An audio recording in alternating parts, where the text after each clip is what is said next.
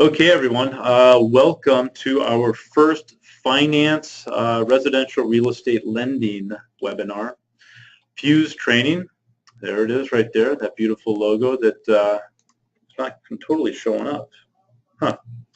Anyway, so we're gonna touch on a lot of different aspects of finance, the basics of finance, kind of what we're what we focus on as real estate professionals and kind of how lending affects us. So it's not just K loans. I want to make that very clear. So this is all lenders. And this is, we're going to touch on, let's go through it. We are going to touch on conventional conforming loans and loan pricing and interest rates, debt to income ratios, loan to value ratios, the advantages, disadvantages in the marketplace, and then how you shop for loans. So anyway, that is it. Donna, yeah, there's two pictures, I think. Alex is working on that, so sorry. You'll have to bear with it. But anyway, so that's basically what we're going to cover. It'll encompass a lot, and so let's dive right in. Okay, so how important finance is to real estate is critical. It is very, very important. Having done this for a couple decades, both in lending and real estate, you start realizing how finance really affects a real estate deal. And I remember when I started years and years ago, and people in the office that I was working at told me, hey, we do real estate and they do lending. Just, pick a lender and go get a pre-qualification. As the years went on, I learned that was horrible advice, because if you don't understand the components of lending, you're at a disadvantage. You're not using lending completely to your advantage, and we'll go through that and how that kind of how it works for everyone. So conventional loans. You kind of hear conforming, conventional. You hear a lot about these loans out there, 20% down, good credit, stuff like that. That's not necessarily the case. That's kind of where we start with the 20% down.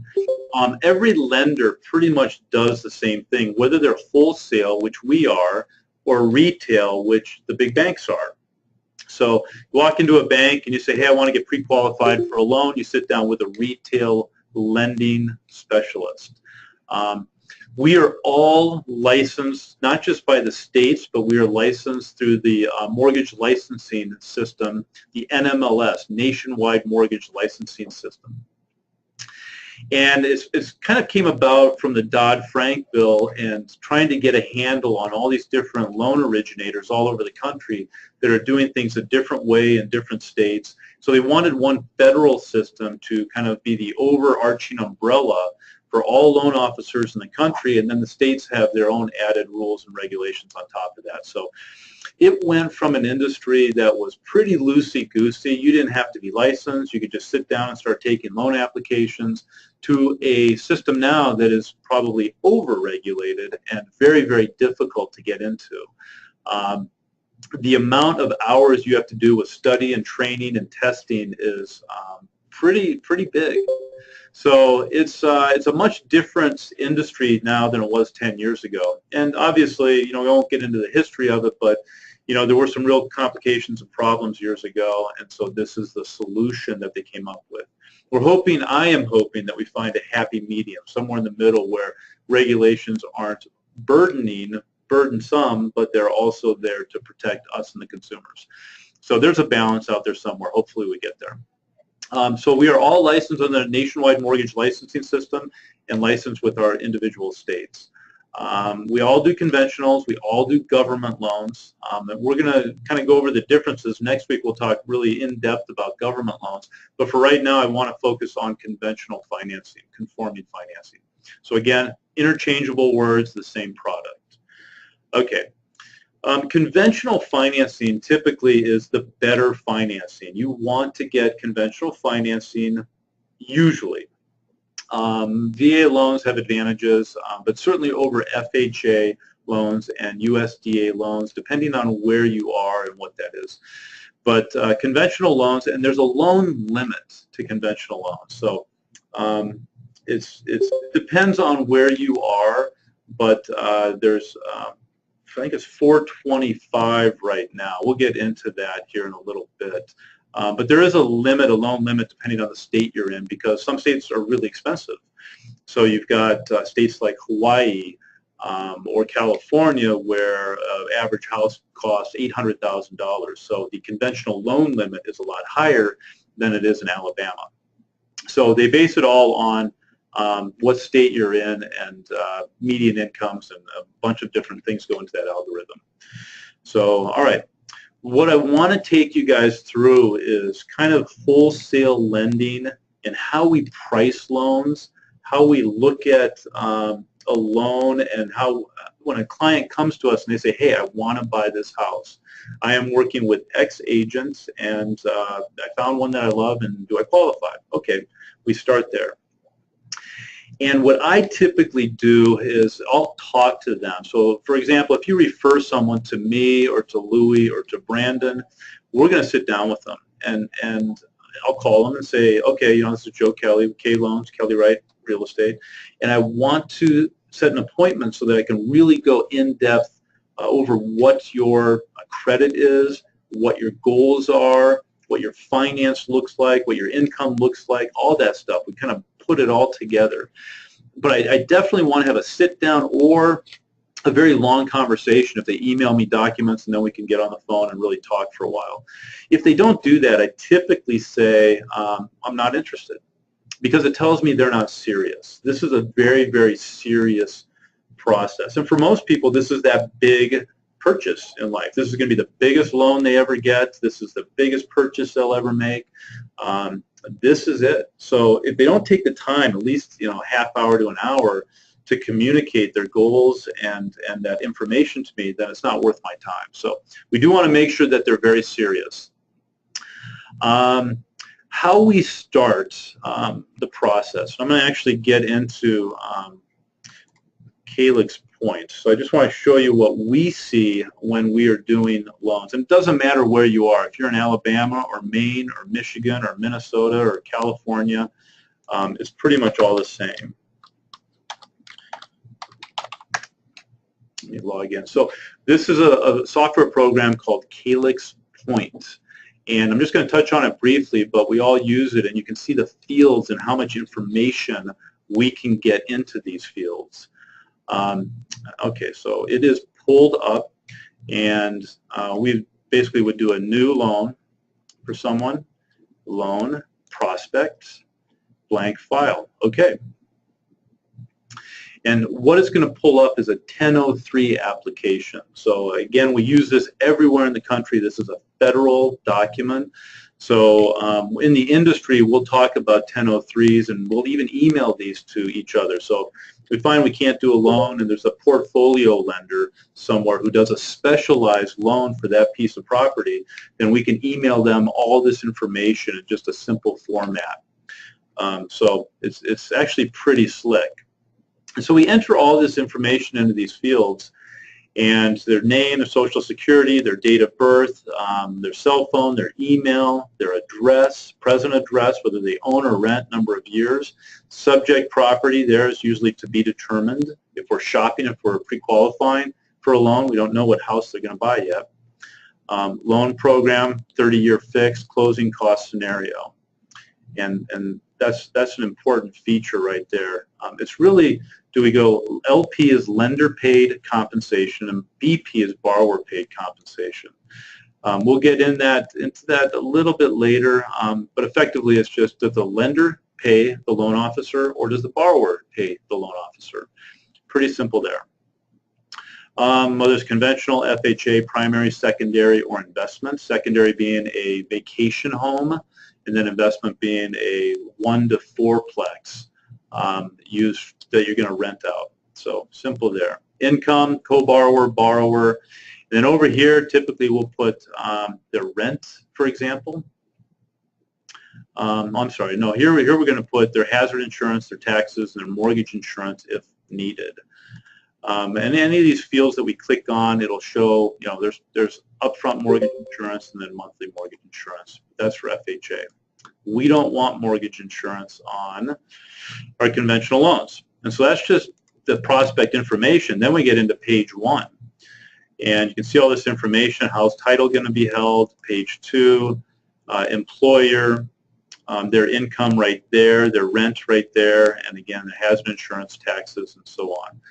3, their assets and liabilities. You know, they've got $50,000 in a bank account, so if they say they're going to put $50,000 down, we need it to match that bank account. Or an investment account or something like that. So as we get into the process, you know, they can't say they're going to put $50,000 down and have 20 bucks in their bank account. We will get a reject on that. Then automobiles they own and all that. Here's where we pull credit. So we put this information in there and we create a file. Then we request credit. Been unnamed. It's not going to let me do it. I don't want to do it either.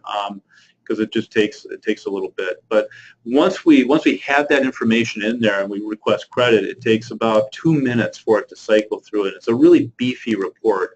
It is a I call it the Cadillac of credit reports. Sometimes people say, well, I pulled my Experian report or I got this report online. It's nothing compared to what we get. We get this really beefy report, 10 years history. We see every address they've lived at, every credit they've ever pulled. If it was a JCPenney card or a gas card 10 years ago, we're going to see it. And if they had a late payment on that gas card 10 years ago, we're going to see it. So we look for 30-day, 60-day, and 90-day lates. It's really imperative that people do not make late payments. They pay all their debts on time. They pay the minimum amount if they have to, but they've got to pay that on time. And that's within 30 days of the due date. So if it's due on the 1st of May and it's the 29th of May, you can typically go online, make your payment, and you're still fine. It's not 30 days late. But then you can have another payment due in a couple days. So it's very important to keep your credit scores up because we do see every missed payment. And I run into Verizon and AT&T and Comcast cable all the time where someone just missed a payment or they've got a $50 bill and they're fighting it. And so they're like, well, I don't owe that, so I'm not going to pay it. Well, guess what? Their credit goes way down the tubes. And so what I tell people, and what you guys should tell people if you ever get in this conversation, is make your payments, pay them, and then fight it afterwards. You know, if they billed you, if there was an unnecessary bill in there or charge, fight it later. But always pay them because they are holding the cards. And then once that hits your credit, then you are in big trouble when you go to buy a house. You may not be able to buy a house or a car, or you get that high interest rate. So on to our point application. Then 4, we've got purchase price. Then we do closing costs paid by seller, lender credits. All of that stuff washes out. And then this application here. And we used to do this application. We used to be able to write it down and have the borrower sign it, but that's not good enough. It has to go into this electronic format. And then all these documents, fees worksheet, loan estimates, good faith estimates, service providers, the till. Then you've got California, you've got Patriot Act stuff, you've got all sorts of things in there. Good faith estimate, that's 3 pages now. This is one of the interesting things about the Dodd-Frank bill is that they wanted to make it easier for consumers. So before we just lined out 20 items that they have to pay for on one sheet, their genius came up with 3 pages that are ultimately much more confusing. So a great example of government getting in its own way. So we've heard this nonstop. People, when they get these things, they're just more confused than they were before. So anyway, that's a good faith estimate, and we won't get into these other documents. So this is how we qualify people for a loan. So we start here. Now I'm going to close out a point. So make sure you guys have that. Second webcam off. Alex, I don't even know how to turn the second webcam off. I'm going to see one. So we'll have to kind of work on that after the webinar. As long as you guys can see the screen, that's more important, and you can hear me. Those are the 2 most important things. So this, again, this Calyx Point software is the primary software that almost every loan officer in America uses. And so it's very convenient because once we're talking to each other or we're talking to an underwriter, we kind of know what we're talking about, and we can email over these files and we just pick it right up. So I am going to get out of Point. I do not want to save changes. Bam. Okay. So typically in conventional financing, you guys have heard in the past, you got to put 20% down. That's not the case anymore. That used to be the case where you put 20% down, there was no mortgage insurance, and you went off and you bought a house at a good rate. It's a lot more complex now. You don't have to put 20% down. You can put as little as 1% down for a conventional loan, and you don't have to have mortgage insurance. So people are very confused about that. The key to finance, and as we price loans, the key to it is really there's always a price to what you're getting. So you think about it, why am I getting this great loan? Why am I only putting 1% down and I'm not paying mortgage insurance? Well, it's because the lender is going to jack the rate up a little bit. And over 30 years, they know that they're going to get their money back and then some. So to lenders, it's really important. Those interest rates are incredibly important. So they jack the rate up. So let's say, for example, you want to buy out your mortgage insurance. You want the lender to pay your mortgage insurance. That's going to be an extra quarter point to your interest rate. If you want to do 1% down, well, that's probably going to be another 3/8 of a point to your interest rate, and so on and so forth. And we'll dive into the pricing as well, so you kind of see what we see when we're pricing a loan. Okay. So everyone clear on conforming conventional loans? Those are the same, and you do not have to put 20% down on those. Okay, go ahead and just ask questions in the chat room if you need to. Okay, so let's dive in. I'm going to put that guy down, and I'm going to go to one of our wholesale lenders, okay? So conventional loans, there's all sorts of different loan products out there. There's the different kinds of conventional loans. And then obviously FHA, USDA, those are government, VA is government. And we'll get into jumbos along with conventionals because those are not government loans. They're just bigger loans. So conventional loans, let's take a look at some of these products. For example, and I just want to make a note here, please do not call that number. We're going to erase it and we're going to blur it out when we go to edit this video. But if you see it, do not call it. It's a wholesale number. They will not talk to you. Conventional 1% down. Give your borrowers a low down payment. What this thing is really doing, okay, it's really a 3% down program, but the lender is paying 2 percentage points and you're paying 1%, or your client's paying 1%. So that's really what it is. It's a 97% loan to value product. And for that 2% that they're going to, in this case, gift to the borrower, they're going to charge you a higher interest rate. We typically need a FICO score at some level. I mean, this is all predicated on those FICO scores, and that's the Fair Isaac credit reporting system. It's an algorithm that is really complex. No one really knows it. It's kind of like McDonald's secret sauce or Coca-Cola's special formula. People have come close to kind of figuring it out, but it's a really complex formula. And it takes into account everything. And when you apply for credit, when you how much credit you have, how many times you've applied for credit, when you've made late payments, all sorts of different stuff, how often you move. I mean, so what they're looking for in that formula is stability, that you have credit, you use it responsibly, and you don't move a bunch, and you're very stable. So that just tends to make your credit score go up. It's really funny. Sometimes I'll do loans for people who are in their 70s, a married couple who's been married for 50 years, and their credit score is identical at that point. As they've moved through life and they've lived together and they've bought things together, their credit scores just mirror each other. But young couples, when they come to buy a house, it's interesting, one person in that couple will have like a 750 credit score, and the other person will have 550, really junky, and the other person with good credit didn't know about all those missed and late payments. So it's an interesting conversation to have when that comes up.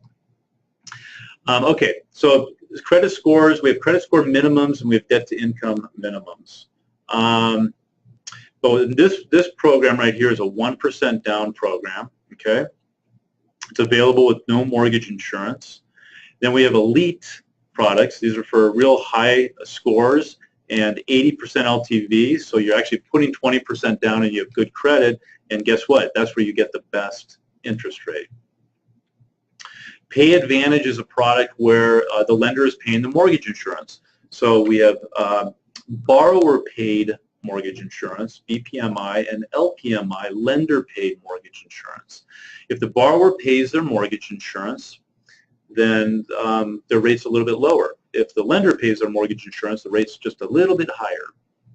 And mortgage insurance, if you guys don't know, is the insurance that the lender takes out in case you default. So you're not putting 20% down, you're putting 5% down.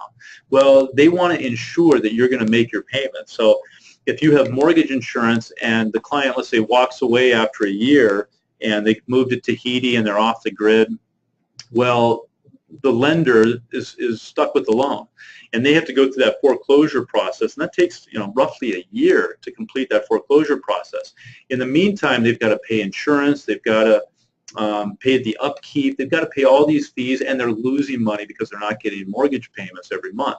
So then they make a claim on that insurance, that mortgage insurance, and the insurer pays the lender. There's some other really goofy stuff that goes on out there. After the mortgage insurance company pays the lender, then the government pays the lender, and then they get in some states they get to go after the borrower for 10 years. So it's pretty goofy. It's the reason why when the mortgage meltdown happened 8 years ago, Bank of America had their best quarter after that. Once they got all their goodies, they got $43 billion from the government, and they were able to bill people left and right, and the government was paying for everything. I mean, they had huge quarters. I don't think that made the public very happy, but it certainly made Bank of America executives happy. So, but anyway, that's mortgage insurance. If you don't put 20% down, there is mortgage insurance. It's just a matter of who pays for it, and that's the Pay Advantage. ARMs are adjustable rate mortgages, so you guys have heard about these. There's not, when we get into pricing, you'll kind of see that there's really no advantage to ARMs pricing-wise, meaning that a 30-year fix could be a 3.5% interest rate, and a 7/1 ARM is 3.375% interest rate. Well, why not just take the 30-year fixed? You're locked in, you're secure, you're safe. So I rarely originate ARM loans anymore. So, but they are still out there, and they're kind of coming back. The interest-only ARMs are the ones people are really interested in, especially in high-priced areas like California, Seattle, New York, places like that, where they want an interest-only 3 or 5 year ARM because it's the lowest interest rate. They can get a 3% interest rate, and it's interest-only, and they can afford that $900,000 loan. Very dangerous. I look at that kind of stuff and I'm like, oof, I don't know if we want to see that again, because people will default on that. What happens in 3 years when they have to go to refinance it and interest rates have gone up a point or two? And they're like, yikes, now I have a $900,000 loan. I go from 3% to 5%, and the interest only might not be available. So there's a lot of risk involved in that. Home Ready is just kind of a specialized program. We don't alternative to FHA. I don't really want to get into that. And then Elite High Balance. Again, if it's Elite, you have 20% down and you have 740 FICO scores or more, and you get the best interest rate. There's the loan amount. Conforming loan amount is $424,101 right now. It used to be $417, and they raised it a little bit, cost of living adjustment. But $424,101. So conforming loan limit goes up to that, 200, 300, 400. Once you get above that, it's a jumbo or a super conforming. You'll see high balance stuff. And there's the super conforming is usually between that 424 and like 520, $520,000 loan. So again, in expensive areas, you can utilize that. Places like Spokane, Coeur d'Alene, we cannot. Tri-Cities, we cannot. Seattle, you can. And Portland, you used to not be able to, but they might have added that to the list. So it's high, very expensive areas. So high median wage and high-priced houses. Elite ARMs, there's a high balance right there. So loan amounts from 424 to county loan limits, and that's dictated by the Feds, Fannie Mae and Freddie Mac, 640 plus FICO. And then elite high balance, flexible terms, limited review condos. I don't want to get too far into this because it gets confusing. We'll keep to the basics. Okay, so a conforming loan, and this is one I really like. It's the 1% down, but when we get into pricing, you'll see kind of what that means. And the other side of the coin is jumbo. So it's a conventional product, but it's jumbo. It's above that 424 or above that elite pricing based on the county. So if it's King County, I think it's 510 or 520,000. So if you want a $600,000 loan, it's going to be jumbo. Now, these thresholds are really important. That's why it's so important to understand where those thresholds are.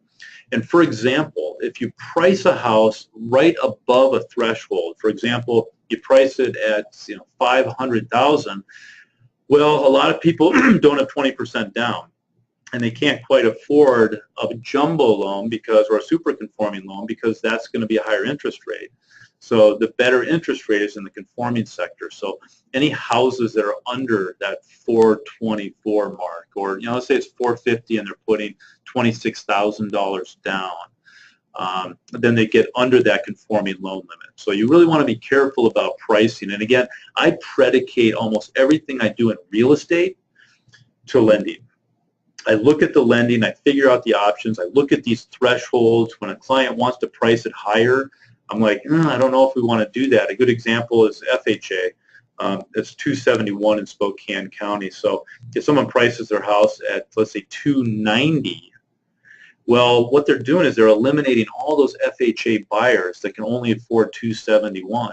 So if they price it at 280, then they might get a little bit closer, 277, and then they have to put their 3.5% down, and their loan gets under 271.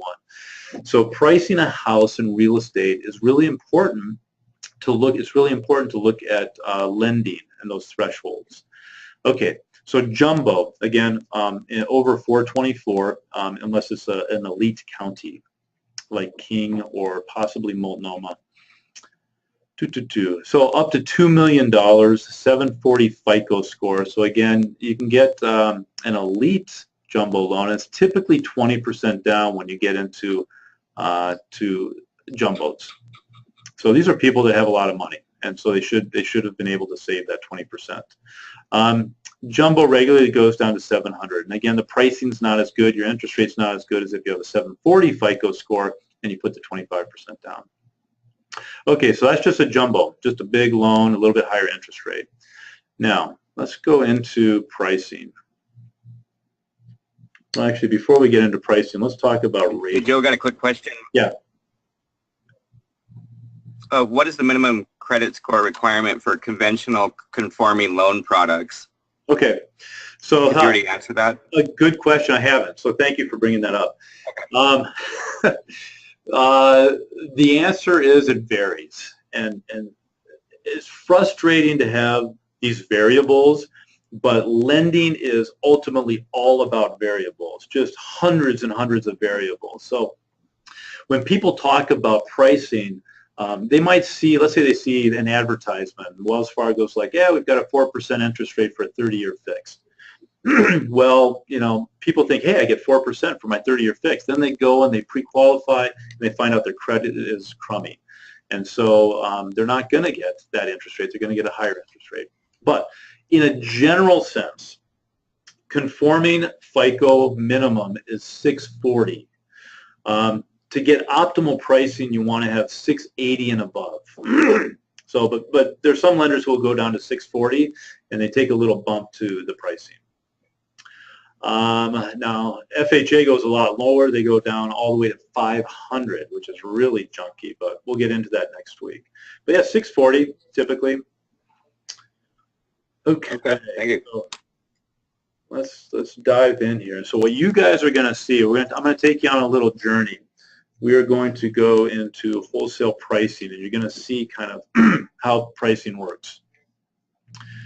So you see right here, price a loan. I'm going to raise that up so you don't see who I'm working with, which you'll probably already saw.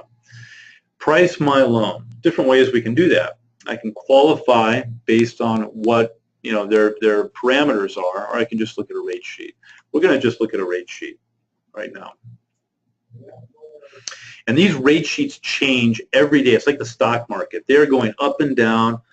Interest rates typically mostly are predicated on the 10-year Treasury yield.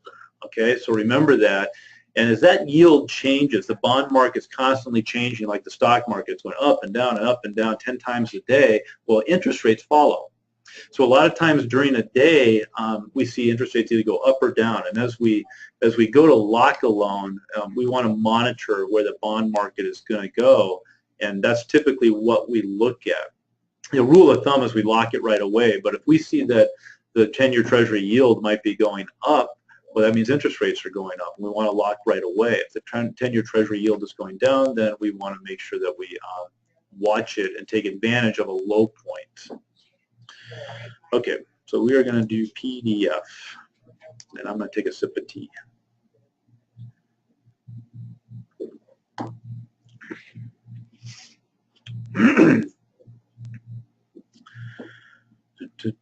Yes, my computer's slow. It's got a lot of stuff on it. They've been hounding me to get a new one, and I'm starting to get close to that. Okay, move this. Let's see. Up. Okay. If you guys can see that, hopefully you can see it. Actually, I'm going to bring it up a little bit more. So, we talk about elite pricing. So elite is when you have a 740 credit score right there, and you've got 20% down. Loan to value is 80% or less. So, and then the mortgage is more than $250.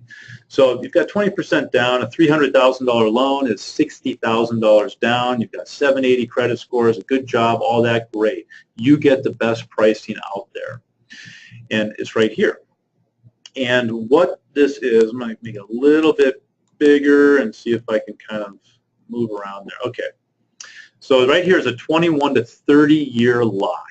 I'm sorry, 30-year loan, and these are the locks right underneath, the 15-day, 30-day, and 45-day lock. And then these are the rates over here. And what we're doing here is we're kind of climbing the ladder up and down.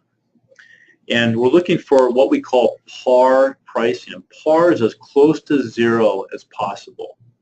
So if it's below zero, then you have a little bit higher interest rate. If it's above zero, you get a better interest rate.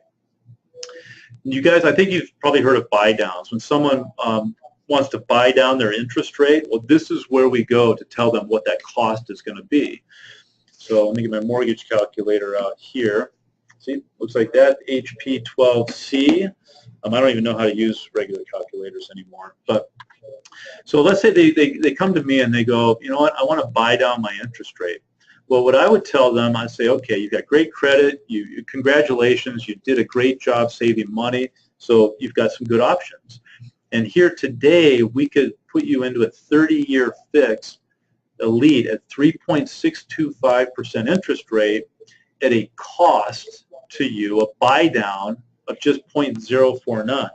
So if they want that $300,000 loan, 0.049% is $147.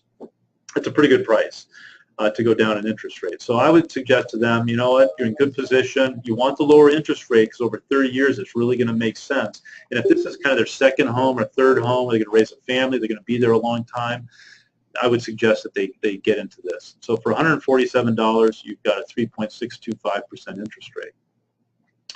They say, well, we want it even lower. We want a 3.5% interest rate. Okay, well, let's go down the ladder. That, my friend, is going to cost you 0.815%, $6,520. Do you really want to pay $6,500 for that eighth of a point interest rate? And some say yes, but the vast majority say no.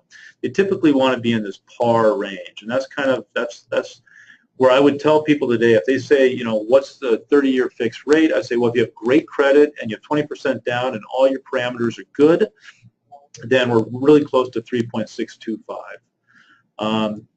If I'm doing the real estate, then I would probably just credit them that. I'd give that to them as a gift, $147, just to make them happy.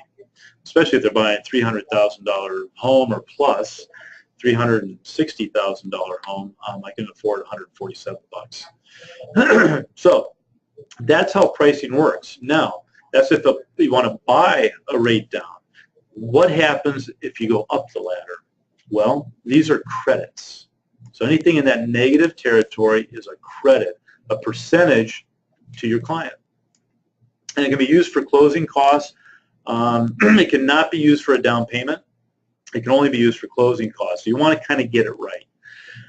This is where I get a little frustrated when some agents ask. So when you're accepting an offer and they ask for 3% closing costs, and it's a let's say it's a $500,000 purchase. Well, that's $15,000.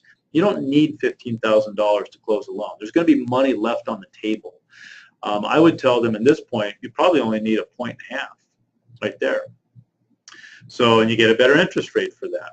So the lender, when I talk about the lender paying your closing costs, this is where it is. It's right here. It's going, okay, you've got a $300,000 loan and 1.56% credit to you. That's $4,680. So they're getting a $4,680 credit towards their closing costs.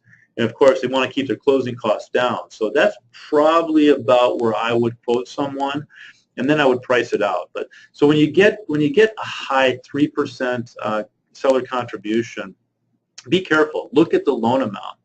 Conversely, if it's a $50,000 purchase, I mean, 3% is only $1,500. That's not enough to cover closing costs.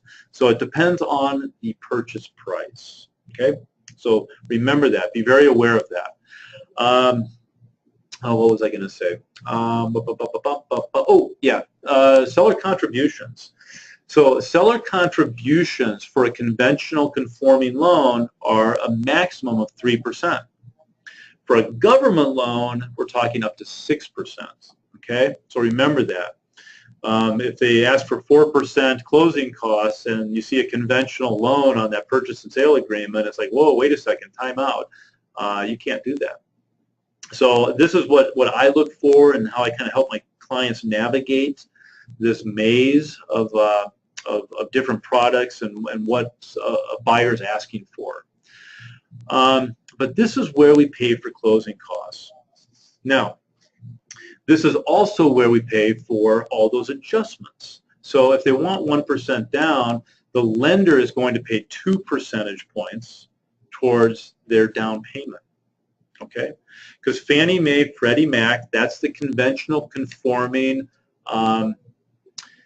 issuers. They're the secondary market, and they buy these mortgages from the retail and wholesale companies, and they give them money back. Yeah, let me kind of go off on that. I probably should have earlier, but since I'm on it, we'll go off on a tangent a little bit. When you hear about the secondary market, it is just that. It's Fannie Mae and Freddie Mac, and these are quasi-government entities. They are traded on the stock market, but we saw from 8 years ago that if they're in trouble, the government's just going to bail them out because they're too important to not just our economy, but the world's economy in providing money funding for these loans. So what lenders typically do is they go out and they say, okay, what they did 100 years ago is they said, well, we've got $1 million in deposits. We can lend $1 million out to people and make interest on it. Well, they were limited to that $1 million, and it kind of slowed growth and everything. Not a lot of people buying houses. So Fannie Mae, Freddie Mac basically has a program, the secondary market, where the lenders sell those notes, and Fannie Mae, Freddie Mac gives them money overnight. So when you guys are all sleeping, when we're all sleeping, there's billions and billions and billions of dollars being traded wires and over the internet. No, maybe not over the internet. I'm not sure exactly how they do it. I think they wire it.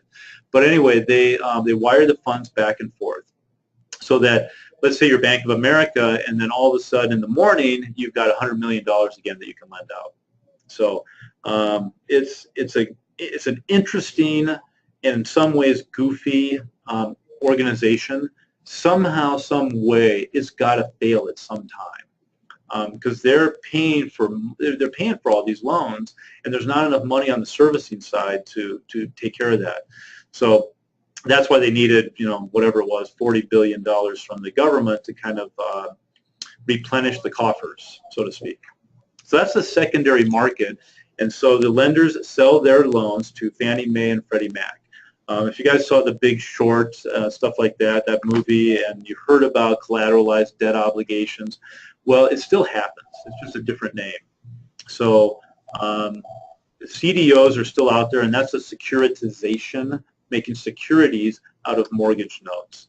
So I'll do that's as far as I'll go on that one. But anyway, Fannie Mae, Freddie Mac, those are the servicing companies that buy the loans from retail and wholesale lenders. Okay. So we're back to our pricing. And as you get into these interest rates, you start going up.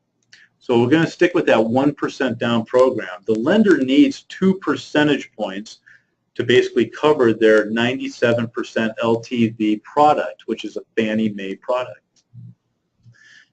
And where's our 2 points? It's right there. So they're gonna basically go, okay, your interest rate is 3.99% and you do 1% down. Well, fantastic. There's the 2 points that's going to be taken care of, and that's a pretty good interest rate. If they don't want to buy down, if they just, let's say they just want a 30-year fixed, and they're going to put 20% down, but they don't have any money for closing costs. They saved and saved and saved. They are tapped out, and they have no money. I mean, you're a hot market like Seattle or Portland, or we're starting to see that over here too, where there's low inventory. You don't want to ask the seller for closing costs. But the buyer does not have the money for closing costs anymore. So yikes, what do we do? Well, the lender can pay the closing costs. So what I would say to them is that, okay, Mr. Borrower, let's go up to 4%, and the lender is going to give you a 2.239 credit on a 30-day lock, okay, 2.239 credit. And if you've got that $300,000 loan, let's see, 2.239%, $6,717. That's the credit the lender is going to give this borrower. So if you compare that to the big banks, that's pretty darn good. They're basically getting a rate that's better than the big banks, and the lender's paying for their closing costs. This is part of our Fuse training. This is the overarching message that Kelly Wright and K-Loans can provide our clients that no other lender in America can, no other real estate company in America can. And we've set our wholesale pricing very, very low, and a flat fee regardless of the loan amount that our salaried loan officers do to benefit you guys and your clients. Take advantage of it. At the very minimum, have your clients compare. If you're always working with Uncle Fred, he works at Wells Fargo, great, I get it. But at least have him match what we do, or have your clients compare loans so they know what they're getting. Because there's a lot of power in these interest rates. The things I'm showing you right now, this is really powerful stuff. It makes for a stronger offer. So again, you're bringing an offer in, and your clients don't have to ask the seller for closing costs. Great, that's a stronger offer. The lender will pay it. Let's say they only have 1% down, a $300,000 loan. They only have $3,000 in the bank. Well, guess what? That 2.239% would cover their closing costs. But now we need another 2% that the lender is going to contribute to their down payment. So I need to get up to 4.39%. And it would be right there. So at 4.5% interest rate, we could do 1% down and pay for the closing costs and give them a credit of about 0.4. So let's see, 300,000, 0.4%, a $1,200 credit. So in this scenario, the borrower basically, they come in, they've got 1% down, they've got good credit, but they get 1% down, and they get a $1,200 credit from the lender, and the closing costs are being taken care of. So there's a lot of power in these rates. Okay, and again, closing costs depend on the price of the house. So, hey Joe, can you go over what Sorry. Yeah. Can you go over, unless you're getting there, what the difference between 15-day, 30-day, and 45-day is? Yeah. Is that something you're getting to, or have already touched on? Yep. All right, Frank. Good question. That's a great question. So you see up here 15-day, 30-day, and 45-day locks. Almost every lender won't let us do a 15-day lock unless we've got the paperwork into them. They've gone through underwriting and they've been approved. So at that point, they're like, okay, we're getting pretty close. You can do a 15-day lock.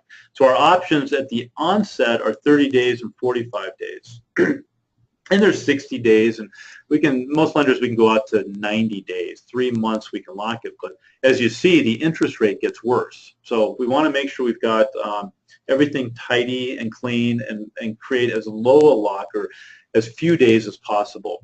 So that's the benefit of that. We're still closing loans in 30 days or less. So a 30-day lock is really about where we lock it. In order to do that, a lot of people say, well, okay, we're going to make an offer on this house. Go ahead and lock today. We can't necessarily do that unless we've pre-approved them and we've got all of their information. We've got their tax returns. We have their bank statements. We have their pay stubs. We have their investment statements. We have their Social Security, their ID. All this stuff we need that would go into underwriting. We need that to go, okay, we really have a rock-solid borrower. We've submitted it into the underwriting department, and a day later, typically, we can lock. So that's usually about as soon as we can, but you can't lock something that's not set up. And that's what we call it, being set up. And once we're set up in the system, then we can lock it. And I'll kind of show you that. Let's go back here. If we go, let's see, to guidelines, pipeline manager. So we can do a pipeline, and this is what this looks like when we lock. Search last name, my pipeline. Let's see, here we go. So all these loans are in here, and I'm not going to get into the details because of this, but we basically have a loan ID approved with conditions, still in underwriting, file imported. That's typically when we could first start locking. And then you see the lock dates over here. Well, maybe you can't because that go-to meeting, actually, you know what I can do? There. Okay, so you can see these are lock, lock, lock, lock. Lock expirations, purchasing a home, the products, conventional, conforming. You see conforming conventional right there. Conforming high balance, HB. So all this stuff is in there, and we can lock it if we need to. Take action. So all these ones are locked right now, so that's good. We do want to keep them locked. Oftentimes when they're not locked, there's a little unlocked symbol right here, and then we push that button, and it asks us if we want to lock at a certain interest rate. It pulls up the interest rates of that time of that day, and we basically hit yes, and then it's locked.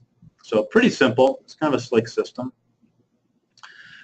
Back to the interest rate sheets. So I'm going to minimize this a little bit. So that's the elite, and so we've got elite, and then there's 16 to 20 year notes, 11 to 15 year notes. So if someone says, hey, I want a 15-year fixed, great, we would go to this chart right here.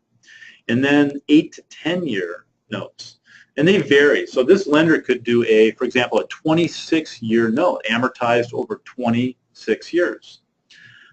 So that's kind of slick. A lot of people are like, well, 15-year is going to be a higher payment but a lower interest rate.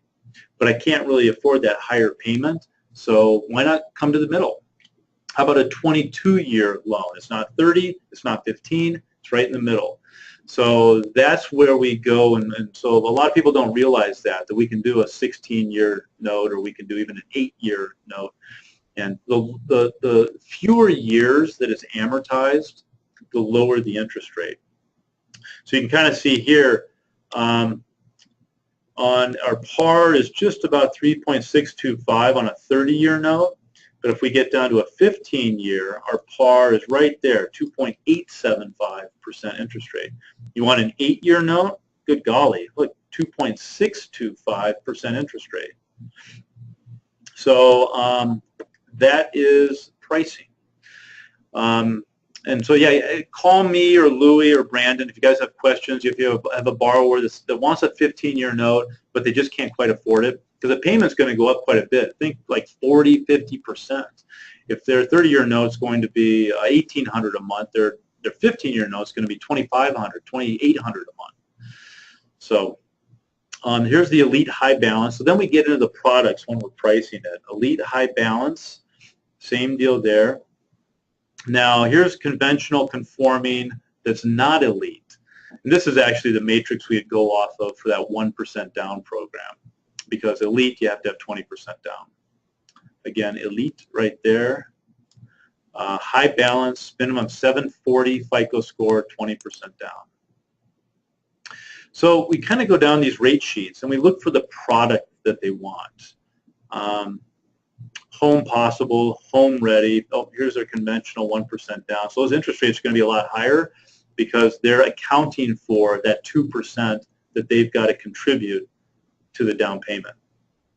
So that's where we go to price that. And, you know, it doesn't look too bad. Look at that pricing for, let's maximize that the best we can and go over there. So if you look at this, this is actually pretty good. Conventional 1% down payment, an interest rate of 3.875, a 30-day lock, we can do that. I mean, that's incredible. Think of that. And then if they need another 2 points for closing costs, well, guess what? We're right there, 4.25%. And I'll bet you that is better or equal to the big banks today. So if we, you know, big banks are going to charge that interest rate with 20% down and good credit and all that, well, we could do 1% down and we could do have the closing costs paid for and have the same interest rate. So that's what I talk about when I talk about purchase power, and I talk about eliminating closing costs, having the lender pay the closing costs. It is all in these rate sheets. This is where you want to go. Actually, you can't go there. You got to come through us. But we'll take you on that neat little journey here. And I don't mind showing you guys. If you're like, hey, my clients, you know, want to do 1% down, what's the pricing? I'll show you the pricing because we charge a flat fee. Here's this is a great point. Let's go back to the mortgage meltdown, shall we? So we'll go back here to our elite pricing. What happened 10 years ago? Yeah, got a question? Dun, dun, dun. Michelle, any ETA on doing construction? Yeah. What's the We can wholesale construction loans right now. Why don't you call me or Louie after this, Michelle? And we, I think, are set up right now. If not, it's a matter of days. So we've got a construction lender we can go through. Okay, let me minimize that sucker. Conventional pricing. What happened years and years ago? Roughly 8 years ago is when kind of everything collapsed and changed. So 10, 15 years ago, we would get into these rate sheets. And this amount of money, that percentage, is what loan officers were making on the backside. So, for example, they would charge 1% origination on a loan, and then they would put their client into 4.25% interest rate, and the lender would pay the loan officer that amount on top of the 1%. So they're making 4.508%. You know, let's take a $300,000 loan, 4.508%, $13,524. And there was no limit. And there were some really unscrupulous loan officers where they would get to the closing table, and you know, basically the borrowers have to buy this house. They're locked in. They're closing tomorrow, and they see the interest rate and they go berserk. I mean, I heard of stories, fisticuffs at the escrow office. You know, they're just upset, rightfully so. The unscrupulous loan officer put them in that 4.75 rate, and they made that on top of the 1% they charged. They made 6.825. It made $20,000 on a loan they should have made $3,000 on.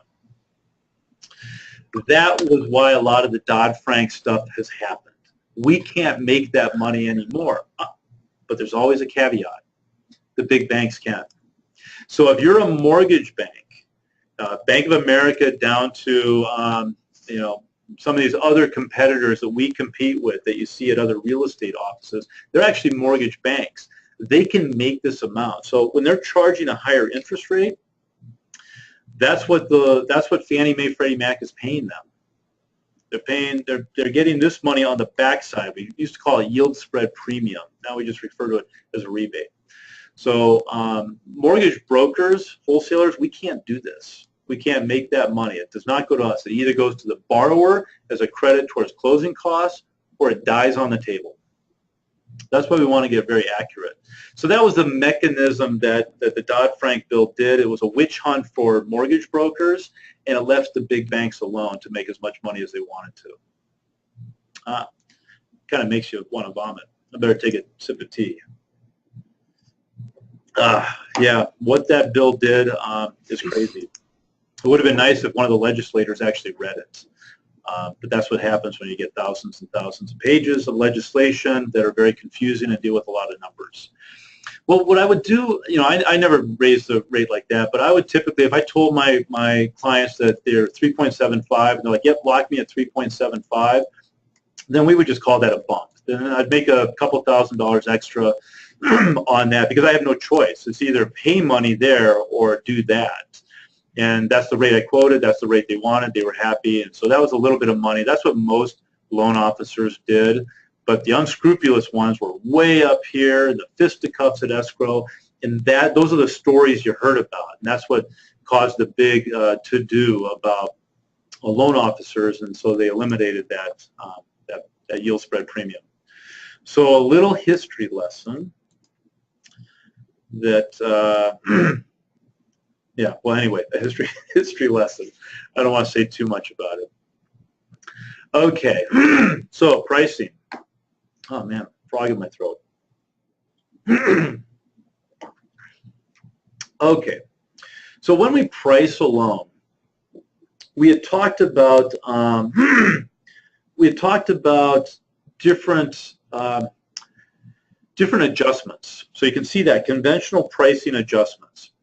When you have bad credit, or your credit's not quite perfect, when you have less than 20% down, when you need that mortgage insurance paid for, when you are borrowing 97% loan to value, okay, right? For newer people out there, you have a value of 300, 97% loan to value, while you're borrowing 97% of that 300,000, okay? So that's where you have to put $3,000 down. I'm sorry, 3% down, which would be $9,000. These are adjustments. These adjustments really are important because, again, a lot of people, they don't have that good a credit, but they see an interest rate. They go into the bank and they see the big board up there, and they're like, "Ooh, look, I can get 4.25% interest rate on a 30-year fix. Great." So they're expecting that rate. Well, then they go in and they get into this pricing adjustment, and everybody has them. It doesn't matter whether you're a big bank, you're a wholesaler, you're a mortgage broker. It doesn't matter. We all go off of different pricing sheets, and we all have adjustments. So they go in there and they expect that, and their friend said, "Hey, yeah, I got 4.25% interest rate." They expect that, but then when they get their credit pulled, they have marginal credit. They have all these different adjustments, and the loan officer quotes them 4.75%. And they get mad, they're confused. Why don't I get 4.25%? Well, that is right here in these pricing adjustments, okay? So let's go over them a little bit. And so you have pricing adjustments.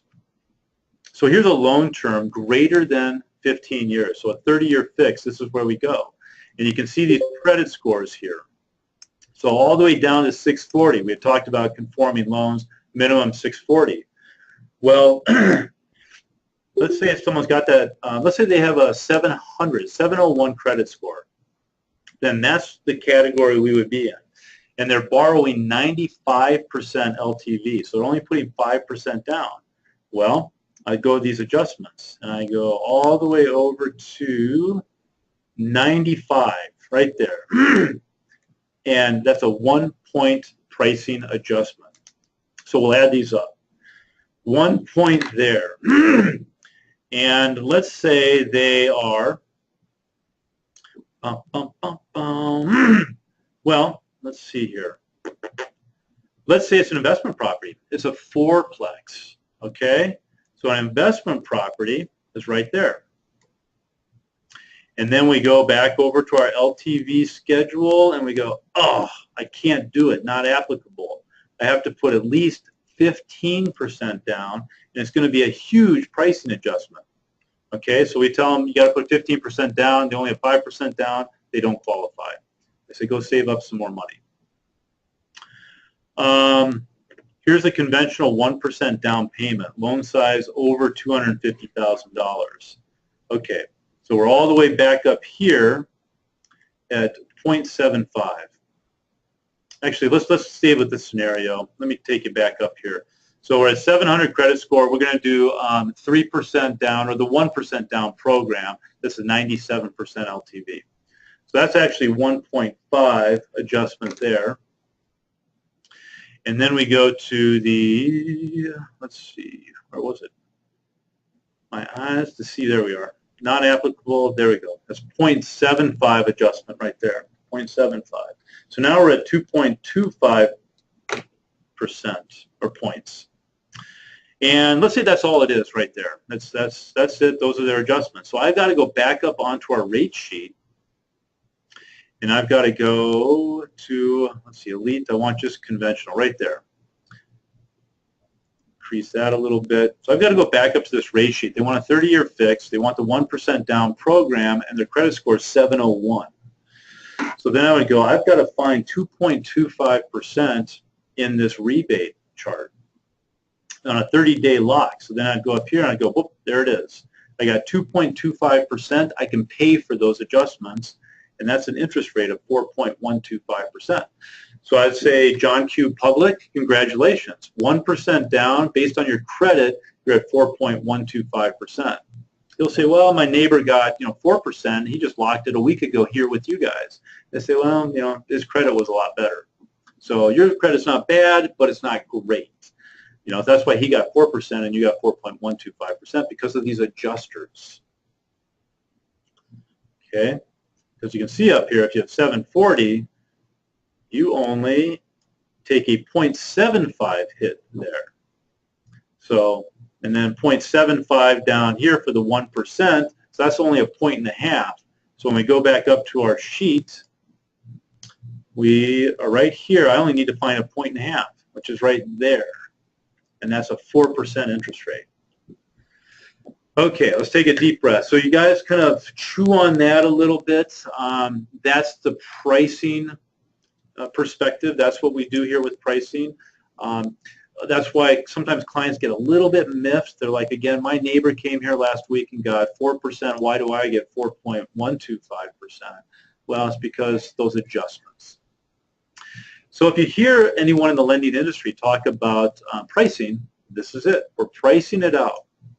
And they might talk about, it's a two-point adjustment. Well, a lot of people think 2 points, is that 2 percentage points on my interest rate? No, it's not 2 percentage points on your interest rate. It's not going to go from 3.75 to 5.75. It's an adjustment on these pricing charts.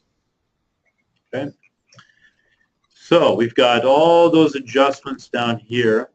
And you can kind of take a look at them. High balance adjustments, ARMs, home ready, home possible, 1% down adjustments. There's adjustment caps.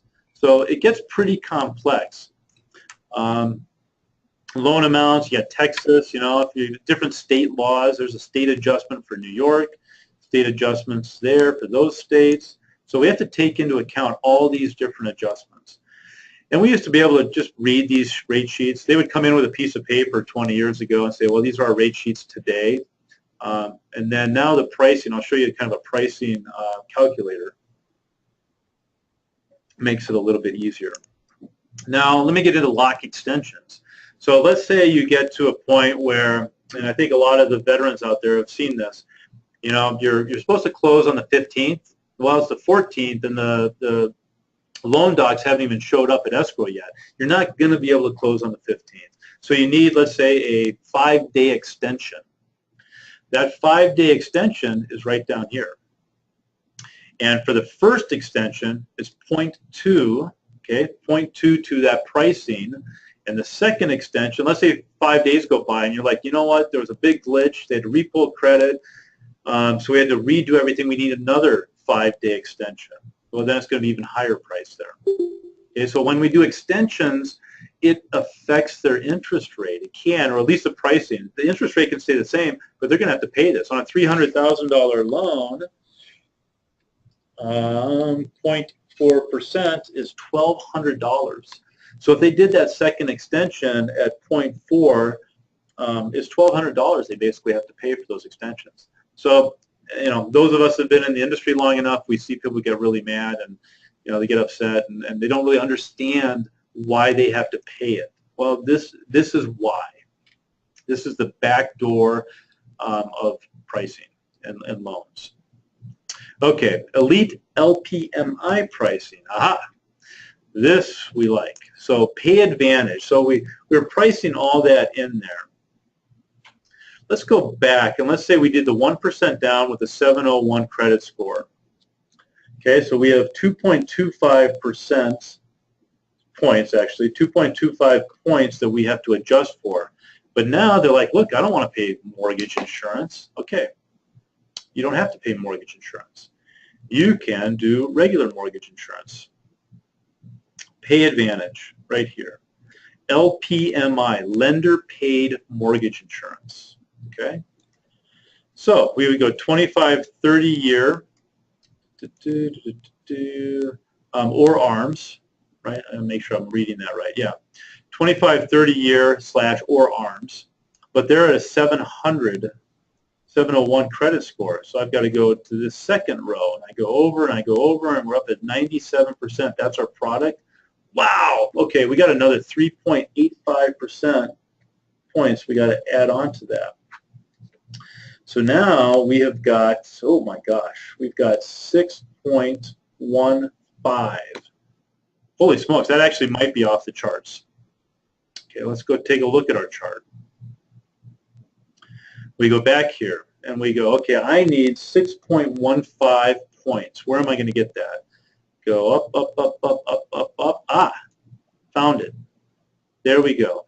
So 6.44 I get here at a 5% interest rate. Okay. So I would say, okay, Mr. Borrower, you're going to put 1% down. You have a 701 credit score. And you're going to have the lender pay your mortgage insurance. Well, you're going to have a 5% interest rate, which still isn't that bad when you think about it, because I'll bet you the big banks today, their best pricing is probably 4.375. So 5%, not too bad. And they can make that choice. They say, well, you know what, I'll pay my own mortgage insurance. And then we would go back down here and we would go borrower paid mortgage insurance. At 701 credit score, they're going to pay 1.15 mortgage insurance each month. So 1.15 of the loan amount, so 300,000, 1.15%. That's $34.50 divided by 12 months. $287 a month in mortgage insurance. It's their choice. They're like, yikes, I could buy a car for that. A cheap little one like I drive. But, you know, cheap car payment, or I just pay $287 a month for mortgage insurance, I'll have the lender pay it. And that means their monthly payment is going to be a little bit higher in that interest rate, but they're not going to have to pay a separate payment for mortgage insurance. So there's borrower paid mortgage insurance, and there's lender paid mortgage insurance. Okay, so all our adjustments. And I itch my nose a lot because those of you that know me, I've got bad allergies. And it's May, so yikes. Ultimately, we don't need to get into some of those. Split mortgage insurance, that gets a little bit too confusing. I don't want to get into those. Conventional ARMs, we kind of talked about ARMs, the same pricing. We're not seeing DU Refi Plus. DU is direct underwriting. People are not underwater like they were before. So these are products from 5, 6, 7 years ago. Especially here in the Northwest, we've seen a lot of appreciation. So not very many people would use this product anymore because they're not underwater. They made it. They're back to positive equity position. Okay, then government pricing, and we'll basically look at that next week. But similar way to pricing. There's a few adjustments. Okay, so that is a rate sheet. That's today. While we've been looking at that, it's probably already changed. See, look, May 10th, and we're basically at 10 a.m. Eastern time. That's when it changed. It probably already has changed again. So a lot of people, they get upset when they are thinking, well, you know, you quoted me this yesterday. I'm like, yeah, that was yesterday, but today it has changed. And sometimes people don't believe me. I actually got into a little bit of an argument with a gentleman last week, and he just thought I was making all this stuff up. And it's like, look, I'm not making it up. I can show you the rate sheets. He wouldn't have understood them anyway. But he just thought, like, you know, somehow we're getting him. We're not. I mean, we have to look at how things adjust each day and what, you know, his factors are, because he had a low credit score. So it is confusing. I mean, this is the one point. Real estate's confusing enough. We all know that. But when you add in lending, I mean, this is a hard, confusing process. And that's why the more you know about lending as a real estate professional, the better you can help guide your clients through this maze, this web that they have to go through in order to buy a house. Sometimes it's really simple. Sometimes it's just like 20% down, I'm a doctor, you know, great, credit, boom, it closes. And they've been through the process before, so they don't mind when someone says, hey, I need your latest pay stub or whatever. But some people get very angry. They'll say, well, I already gave you my pay stub. It's like, no, that was from 2 months ago. I need an updated pay stub. Well, I'm not going to give it to you. Like, what? Why wouldn't you give me that updated pay stub? Well, I already gave you one. And that's when I have to tell them, look, why would I make this stuff up? I want this to close so that we get paid. I'm not making this up. These are underwriting guidelines, and we need an updated pay stub. And we're going to get into guidelines here in a little bit. And so I usually can talk them down off the ledge, but people get very confused, or they bought a house, let's say, 15 years ago. I didn't have to do any of this stuff back then. It's like, I know, you did. It was fun back then. We could basically do a 1003 application on a cocktail napkin. We can't do that anymore. This is very highly regulated, very tight. If you don't conform to exactly what the underwriting guidelines are, the loan's dead. You don't buy the house. So it is frustrating. I have a quick question, Joe. Yeah, suck it to me. We got to actually ask it. Let's say somebody is putting an offer and they're applying for a conventional loan, but they have $50,000 to put down. When you're submitting that offer and the purchase and sale, the proof of funds, making sure that they have that money in the bank, do you submit that with the offer? How generally do you go about proving that? I would. And so if I'm, especially in a hot market like this, if someone's saying, hey, I'm going to put this money down. Now, $50,000 down, proof of funds, if they ask for it, fine. Get them the bank statement, cross out the account number, and just say, okay, here's our Wells Fargo account. There's $52,000. Typically, that's more on a cash offer. So if someone's making a cash offer, if I'm accepting the cash offer, I'm like, hey, wait a second. You could be some bozo that just is making this stuff up. Right. My time. So that's when you want to send that in. Here's my fidelity statement. I got $600,000 in there, and you cross out that account number so you can see the name on it and the $600,000.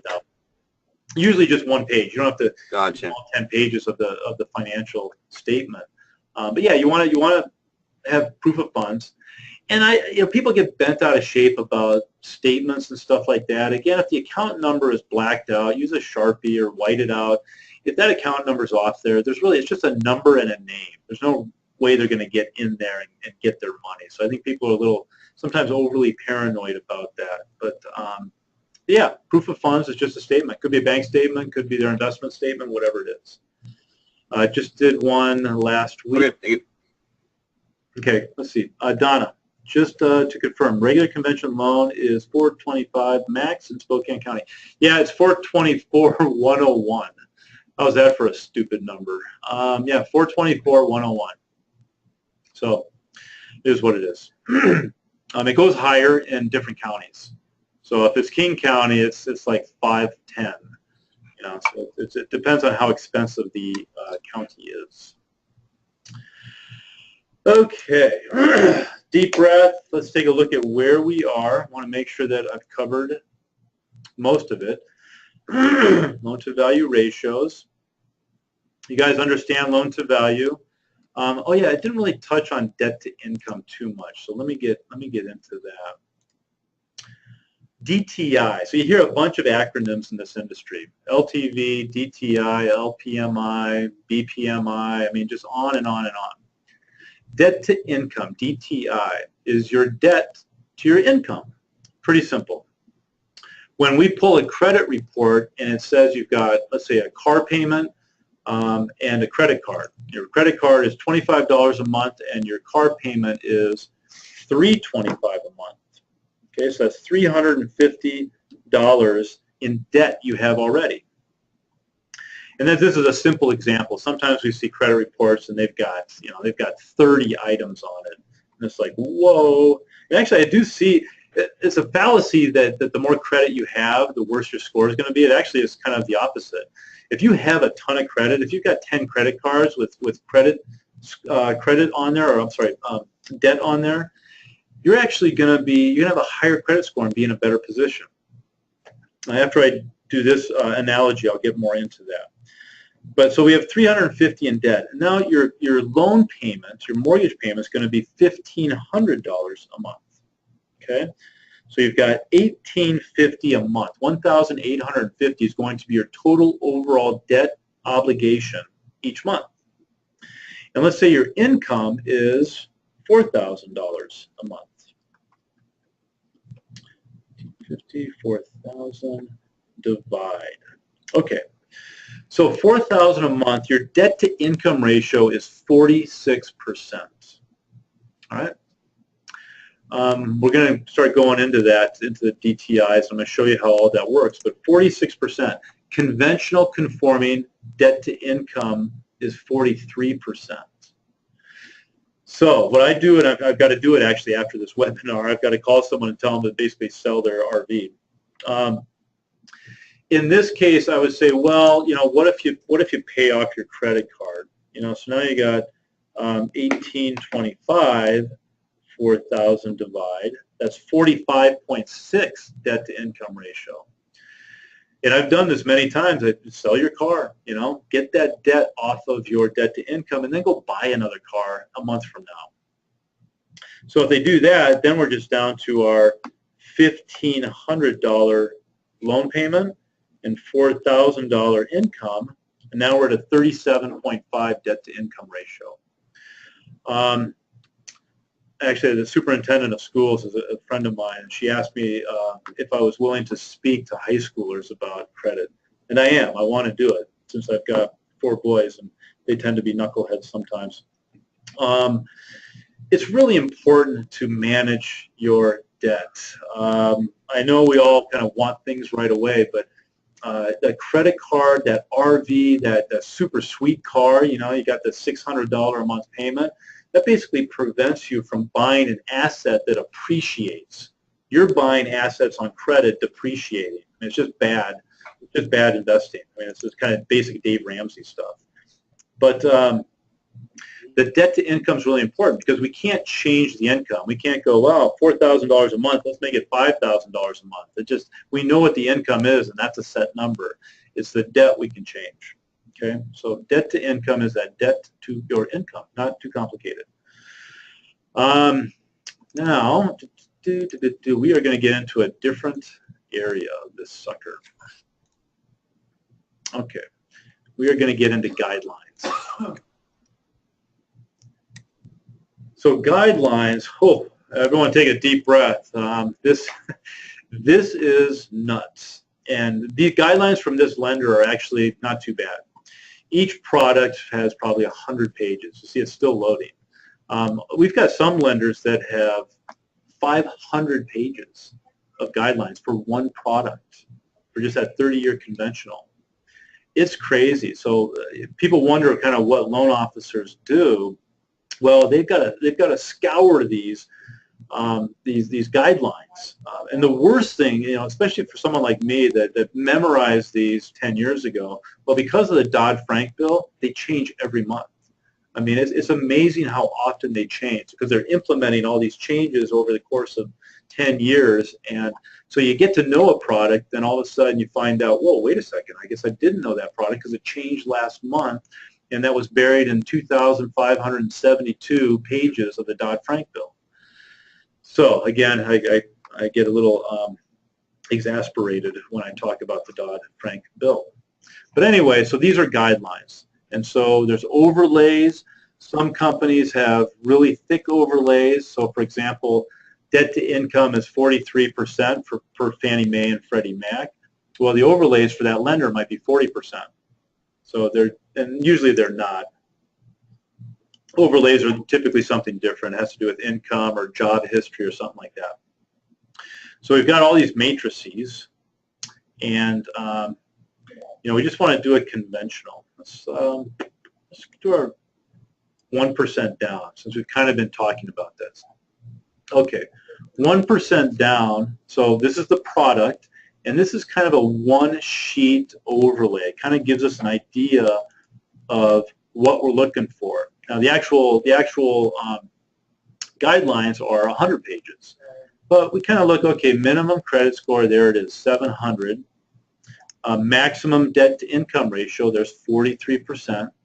Loan amount, conforming loan limits, so 424,101 here in Spokane County.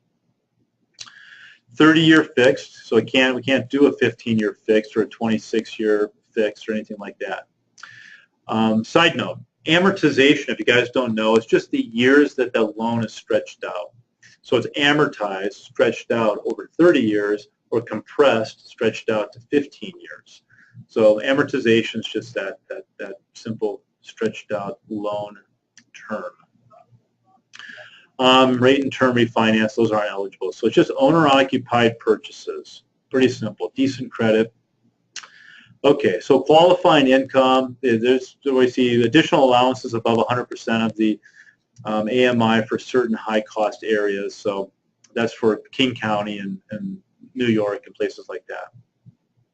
Non-occupant co-borrowers are not eligible, so mom and dad can't co-sign for you.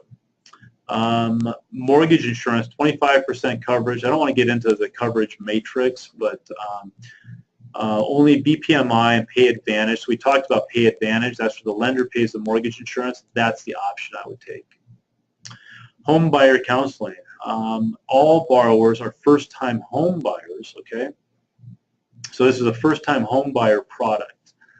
And multiple properties owned cannot have ownership interest in any other residential dwellings at the time of closing.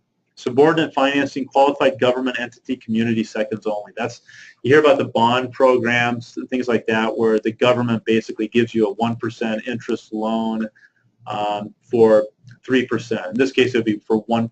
So you don't even have to come in with, if you're doing the bond program, you don't even have to come in with 1% down. I mean, how scary is that? Basically, you've got the whole thing financed on a conventional loan. And different states have different programs. Some counties have programs. I think Multnomah has a special bond program. The state of Oregon has their program. The state of Washington has theirs. The state of Idaho has theirs. They have all sorts of different programs to help people who don't have down payment. Okay, mortgage history, 130-day late if the FICO is greater than 720. Otherwise, no 30-day lates. So when we look at the mortgage report, the credit report, and that's in a 12-month period. So they have to make sure that they've got 0 30-day lates. Maximum debt to income, 43%. So if they don't qualify there, we got to figure out a way to get them to qualify. Reserves as required by LP, that's Freddie Mac. Loan prospector is Freddie Mac. DU is Fannie Mae.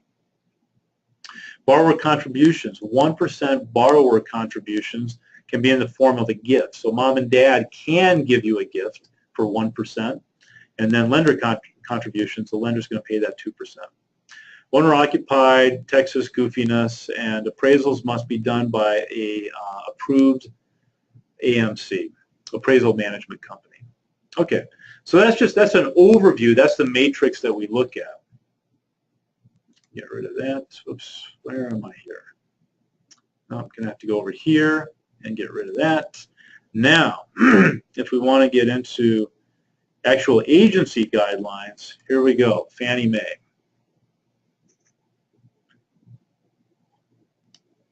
So the guidelines, I mean, sometimes we have to scour these things, and we never know what changes are there. So this is just Fannie Mae's direct guidelines. I haven't been in here in a while. Pricing and execution, originating and underwriting.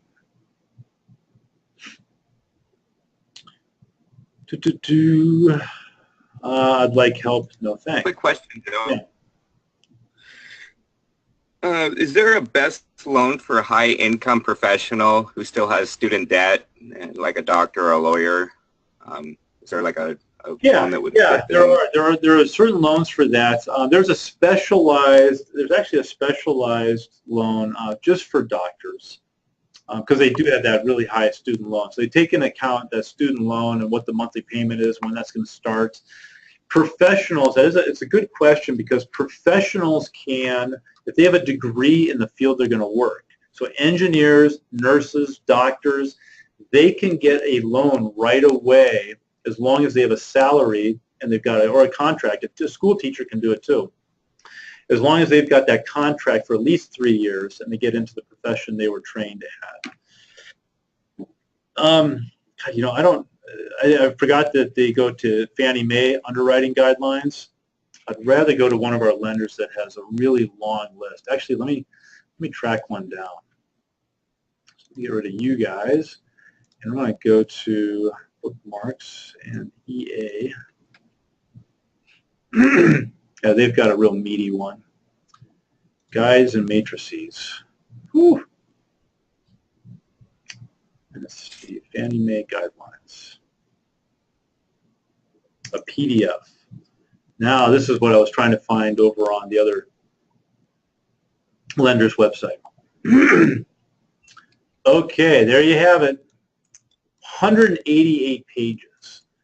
So when we go to price a loan, we go, oh my gosh, okay, we got to take into account every single one of these things.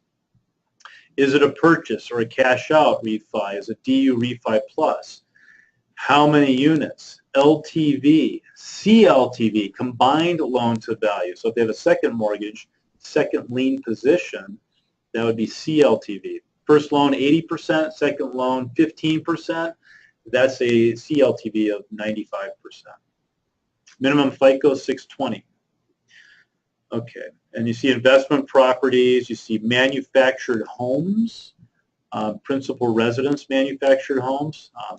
Just a side note on manufactured homes, we can do them, but they have to be affixed to the foundation. They have to totally be set up so they can't just pop it up and put it on wheels and move it. And then you got to find comps to support it. So sometimes people are way out in the country and there aren't the comps to support it. Investment property. So this is just kind of a quick look.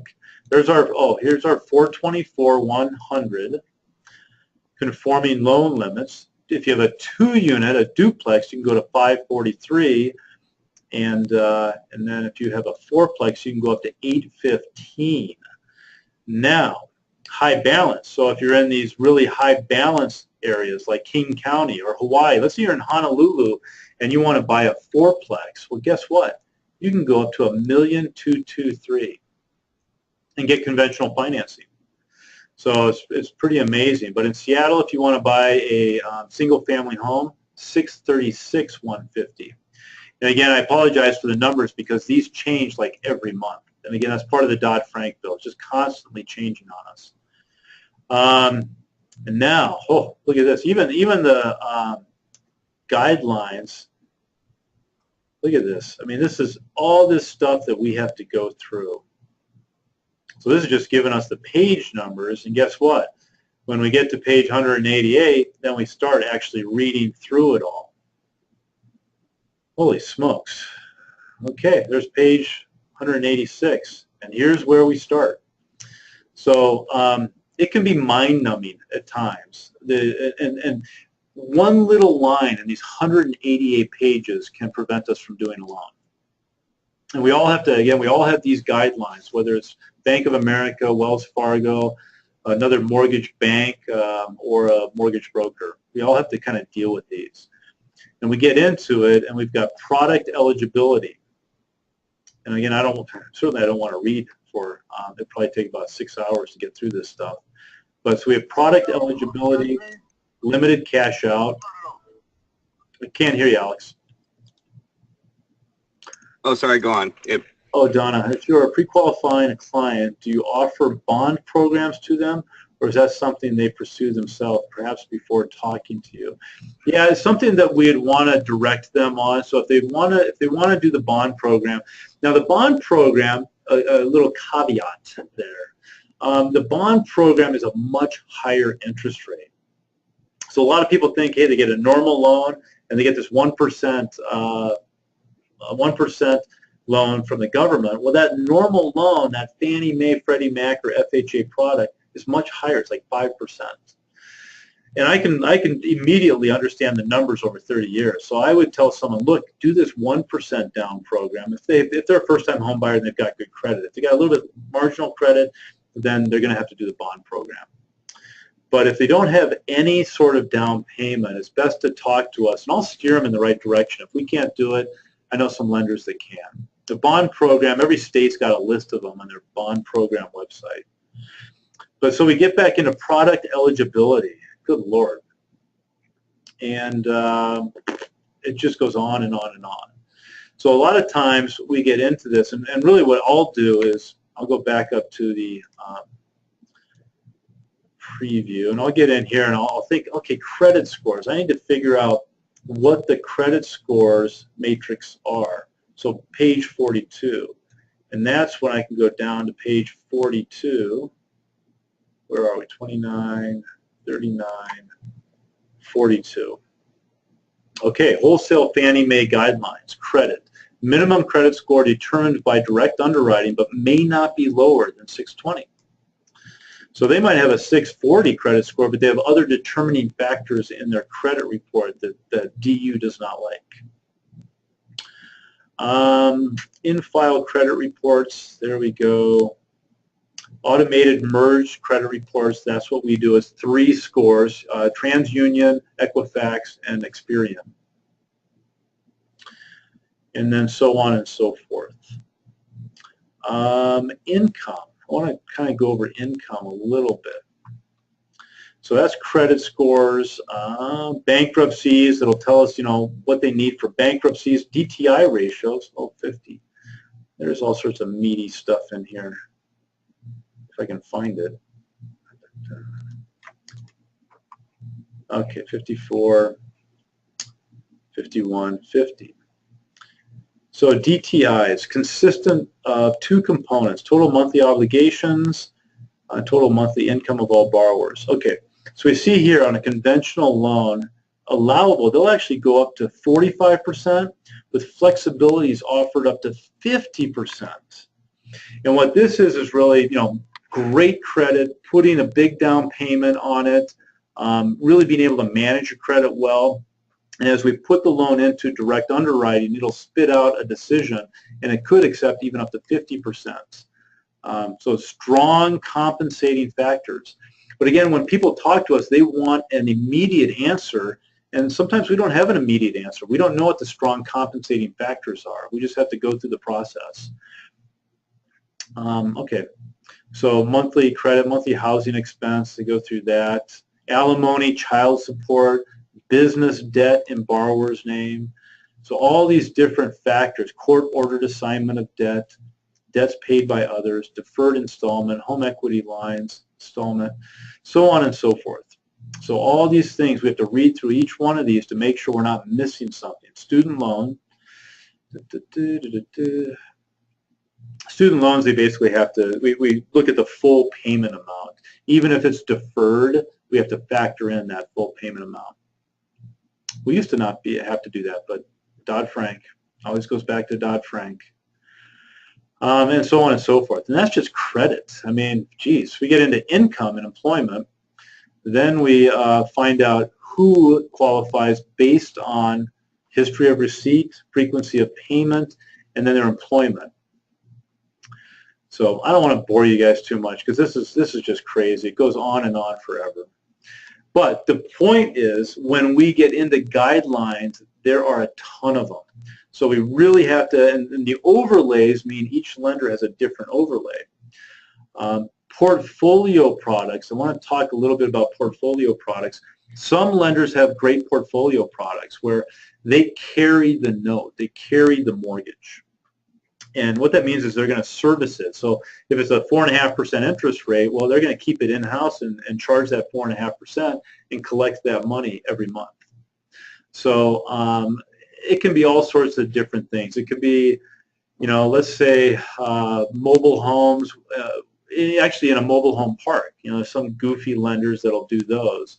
And then just manufactured homes. A lot of companies, they won't do manufactured homes. So they'll have an overlay that says we don't do that. Now this company, Endeavor America, they're a little bit looser than a lot of other lenders. So Bank of America, Wells probably wouldn't do it, but Endeavor America would do those manufactured homes. Okay, so that's just a big overview of the guidelines. And that, you know, that's just one product. We get into all sorts of different products and they all vary. So we really got to know where to look when we're pricing a loan. I'll kind of go over that easy qualifier so you just kind of see that. We go in here and we basically put in information, and the loan amount, we'll say it's $150,000, and sales price $160,000. 93. The credit score is 700. Oh, wait, 701. That's what we were using. Primary residence, single family, property state, we'll do Oregon. Property county, we'll do, what's a good one? I just like saying it.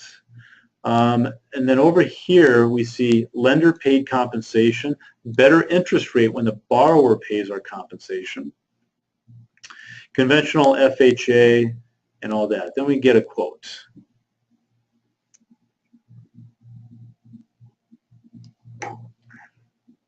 Down here. So it tells us our best option, home ready, home possible. We don't want home possible, so conforming. I would go down here and it would open it up, and we go back to that ladder, up or down. In this case it's kind of inverted, but you get the idea. So better interest rate, par right now would be close to 4.375, but see over here, MI, they're not paying mortgage insurance. So we bought out the mortgage insurance. Oops, where was I? There we go. Oh, that's monthly mortgage insurance. We don't want that. We want this guy. Okay, so we bought out the mortgage insurance, and the rate would be 4.375. And here's some adjustments over here. So you see them, the FICO, aha, there's that 1 point adjustment. Pay advantage is the buying out of the mortgage insurance. That's 2.7. So we've got a total of 3.7 in adjustments. So it automatically calculates it. It takes into factor which state and county and all that. So that's kind of a quick way to price a loan. Principal and interest, if you guys don't know, PITI, principal and interest is just that. TI is taxes and insurance. And sometimes you get PITII, you know, you get principal, interest, tax, insurance, and mortgage insurance. But that is pricing in that kind of scenario. Okay. Any questions? Let's take a look at the chat room. Nothing. Okay, great. And let's take a look at our agenda. Okay, advantages and disadvantages. The advantages, I mean, the advantages to a conventional conforming loan are that you can buy out the mortgage insurance. FHA, you're required to pay mortgage insurance. VA, you're not. Quite honestly, a VA loan's the best loan out there. It's 100% financing, lower interest rate, no mortgage insurance, limited fees the lender can charge. If you're a veteran and you qualify for a VA loan, it's fantastic.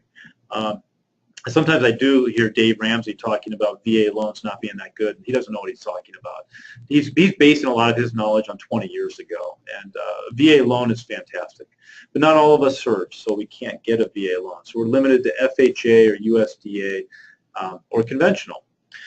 So a conventional loan's great. 1% down, that's pretty darn good. If you use the bond program, then 0% down.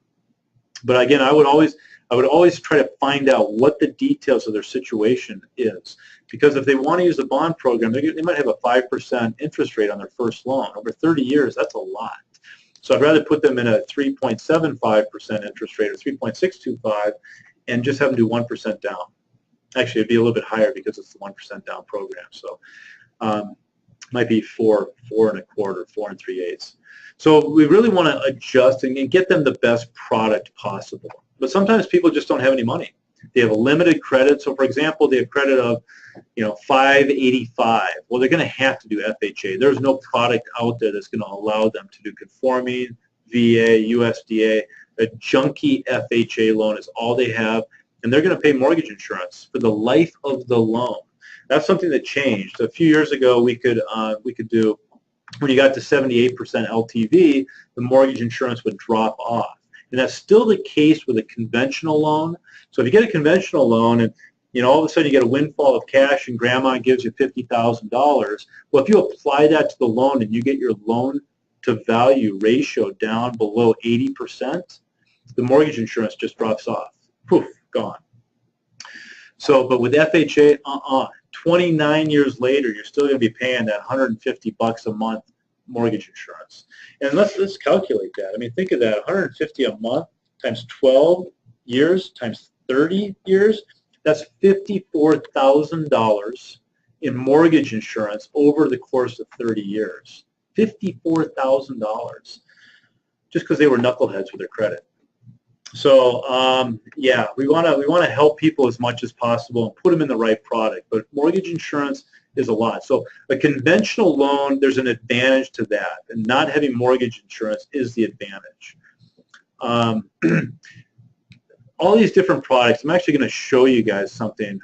The advantage of, let's go on a little field trip, all right? Our virtual field trip. We're going to go to our good friends at Wells Fargo. Just because I've seen them come up lately a bunch, and I'm like, why are people going to Wells Fargo? Are they crazy? And apparently they are. Personal loans and credit, mortgage loans, and where is the interest rate? They might have taken it off. Oh, here, check today's rates. There we go. Still here. So we were looking at our pricing. Well, guess what? 30-year fix is at 4.25%. That's their par pricing with 1% origination fee and all the other fees. That's their pricing today. That's where they start.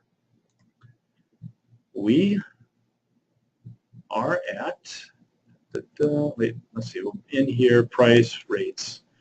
PDF. Sorry, I got rid of that other one, but I did. And so if you have really good credit and 20% down, our par pricing is at just about at 3.625. Get a good credit back at 3.75.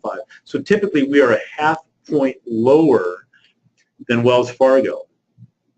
And there's a lot of purchase power in there. So if we go up to 4.25% that Wells Fargo is charging, there's a 3.336 credit there.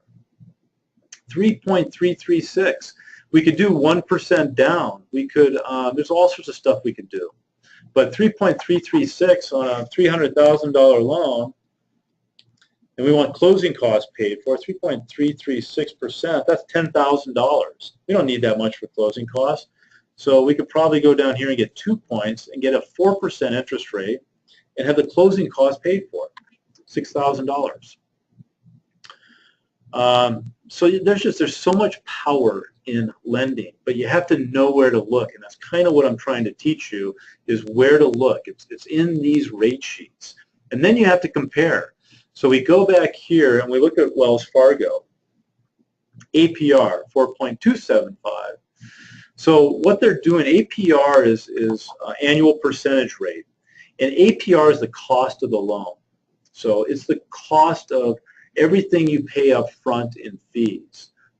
There's an upfront mortgage fee for FHA, so the APR is typically, if the interest rate is 3.5%, APR is like 5.5%, but that's because you pay $3,000 up front. But all the closing costs involved. The reason this one is low is because today's pricing, what they're doing is they are applying, let me get you guys over here, they are applying, where am I? There we are. They're applying some of this credit. So if there's a leftover credit, like today, if we did 3.75, we would apply that credit of 0.692 on a $300,000 loan, 0.692%, $2,076. So we're applying $2,076 to their closing costs automatically. So it can bring their closing costs way down, and our APR would be very close to our interest rate.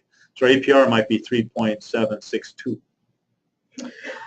So that's why Wells Fargo's APR is pretty close to their interest rate, is they're using some of this yield spread premium to pay off any of those fees. APRs vary a lot. It's a goofy thing. I got to scratch my head for that one. APRs are all over the place. There's no. It's amazing when the Dodd-Frank bill can have thousands and thousands of pages in it regulating everything from how we blink to how we drive our car. I mean, it just regulates it all, but they never came up with a set APR, which would have been nice if they said, okay, it's the origination fee, it is the admin fee, it is the credit pull and the government recording fee, but not escrow and not title insurance. Then, okay, you've got those fees. You can put them all together and go, that's my APR. The problem is there's no set formula. So sometimes you'll see APRs, and you have to kind of figure out what fees are they using in this APR that makes it that. Because some APRs have more fees in it, which makes it for a higher APR. Then you go to places like Zillow Mortgage, and they've got like limited APR. It's almost basically origination and one little other fee. Which is a little bit fraudulent, because the fact of the matter is there's a whole bunch of other fees in there. So, so that's APR, annual percentage rate. That is the cost of the loan. Okay. Any other questions? Nope. Okay, we're good. Okay, thanks everyone for hanging in there. We're almost finished. Let's see. Did APR, ran into the comparisons. Again, I think there's a real advantage to getting in conforming loans. It's just a better loan. FHA is a little bit junky if people have lower credit scores, or they don't have enough down, or something like that. They need a higher a higher DTI, so their income just isn't good enough to get to that 43%, where FHA goes up to 50% DTI. So conforming is where we want to start, and if we can't get them into that, then we defer to a government product. Hey, Joe? Yeah. Just that if you have a client and they're already pre-approved through their bank or another lender, they can shop for, what is it, 15 days they can pull credit? I mean, it's a good idea. I mean, yeah. Good question. Great question, actually. So a lot of people get confused. If they ever hear a loan officer say, well, your credit is, barely above that line that we need, don't let anyone else pull it. You got to run. That's a red flag. Or if they say, I'm not going to give you a copy of your credit report, that's a red flag. So we do both. And the reality is, the truth is that they can have their credit pulled multiple times in a 2-week period. So let's say they go to the bank, they go to a mortgage broker, they go to their credit union, they get their credit pulled 4 times in 3 days. Great. You're only going to get affected by 1 credit pull.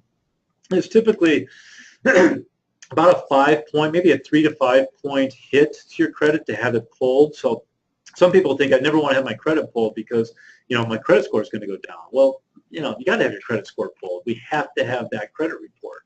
But the key is to do it all, to shop in a small period of time and get, the old adage, 3 comparisons.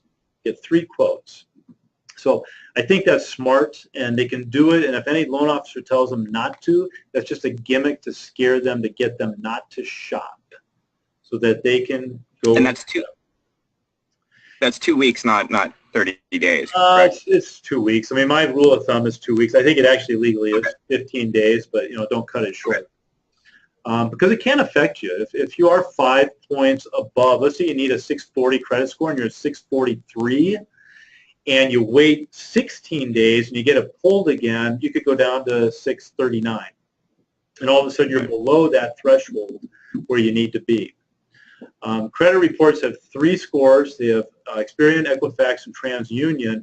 We take the middle score. So the one in the middle is what we use to qualify them. So they could have a 500 score, a 700 score, and a 644. We're taking 644. If they only have 2 scores, we take the lower of the 2. And sometimes people have no scores. So we actually have products out there where people can finance with no credit score.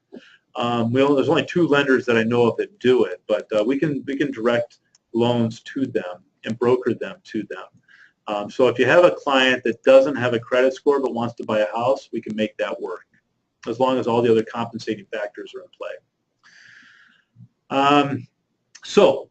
If you don't know, K-Loans tweets out our APR every morning.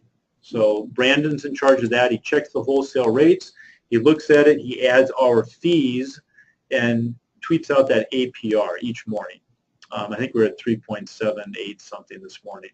But APR is what you want your clients to compare. That's the real cost of the loan. So sometimes they can say, well, our interest rate is 3.25%. Well, the APR could be like 5.6% because you're using all that money to buy the loan down, to buy that interest rate down. And so that's a huge chunk of money that's added to the cost of the loan. So the APR skyrockets, but the interest rate is low. So it's kind of a trick.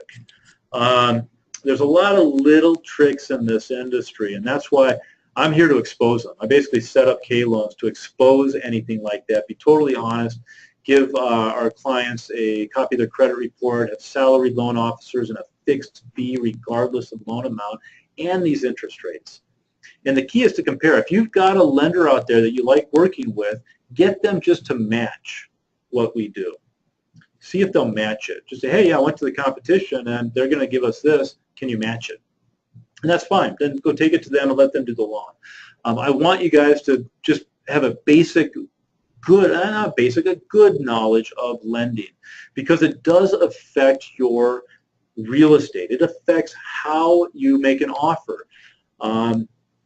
You get a pre-qualification and you're like, okay, is that really rock solid? Well, everything can change. Let's say they brought in their tax returns, we pulled their credit, they've got everything, all this documentation. Well, guess what? Buyer X decided, I'm so excited about my new home, it's supposed to close in a week, that I'm going to go to Macy's and buy furniture and finance it. Well, guess what? They pull the credit just an hour before it funds. And they're going to see that new credit, and it could bring the score down, and now you've got more debt, and voila, the whole thing's blown up. So anything can happen during the loan process. You just have to be aware of it. Again, tell your clients, look, great, we're buying a house, we're under contract. Do not get new credit, period. Don't close credit cards. You can pay them off, but don't close them. Don't go open them. Don't get a new credit card. Don't muck it up. Don't go buy a new car, new trailer, new RV, anything. Just wait until it closes, and then you can do whatever you're going to do. So it's really important. Well, and bottom line, you're doing them a service by, by having them shop. They could end up with more purchase power and paying their closing costs. So it makes sense. Absolutely. So it's all in. Wendy has a question. Yep. What are some common strategies you advise the customer to get their credit score higher? Aha, great. So I love this. This is my favorite webinar training session. This is what Fuse training is about. So good questions. We'll probably go a little longer, but I can talk forever, I think, on this stuff. Okay, so how to get their credit score higher. I just did this last week. There's something called a quick score or rapid rescore. And what you do is you basically go into their credit report and you look at it and you go, okay, you've got a late payment to Verizon. Last March, you didn't pay Verizon and it went into collections. Okay, now your credit score went way down. What we do, there's a simulator in our credit pulling service. We use Kroll Factual Data out of Colorado, but there's a bunch of them. We go in and we look at the simulator and I say, okay, if I pay off this Verizon bill, if we've got a collection for 70 bucks, if I pay 70 bucks to them and get a letter that's dated, signed, the account number, all that stuff on letterhead saying this debt is satisfied, then I can take that and I can email it into the Rapid Rescore Quick Score department, and within about 3 days they'll wipe it off of the credit and they'll raise that score. And it'll tell us if you pay this off, the score will go up 20 points. If you pay this off, it might go down 10 points. So it'll tell us which credit to pay off and what not to pay off. Sometimes we actually can put in and say, okay, you've got $5,000 to spend. It'll filter out what is the most important credit or debt to pay off. And it'll say if you pay all those 4 things off, your credit score goes up 30 points. That's how we quickly repair credit. If you don't have credit, and if someone's shopping and they don't have credit, immediately go to creditcards.com, get the junkiest credit card they can get, or a gas card, get a Chevron card, get a junky credit card. It's funny, people are like, well, I don't want that card. It's got a 30% fee, interest rate. It's like, well, if you only carry a $10 balance, who cares what the interest rate is? And that's the key, is just have a $10 balance, pay $5 off at the end of the month, or the minimum. It could be a $100 balance and pay $25 each month. 2 months will go by and they're going to have a credit score. I did this with someone last year, and they went from no credit score in 2 months to 720 credit score because they just went out and got 2 cards. The other way they can do it is go to their bank and get a secured credit card. So they plop down $500 on the counter. They say, I want a secured credit card. It acts the same as a credit card, still reports, but their limit is $500. Now, they never want to have a balance higher than 50%. Their credit balance, their credit limit is $10,000. They want to keep their balance under $5,000. That's one trick you want to remember. But they want to have the credit cards. They want to have trade lines, and they want to make their payments. Sometimes they can sell off a car. If their debt to income doesn't work, they can sell a car, get rid of that $500 a month payment, and then when it closes, go back and buy the car. It could probably just be sitting on the same lot that that someone bought from you. You can even get your Uncle Fred to buy it and then buy it back from him.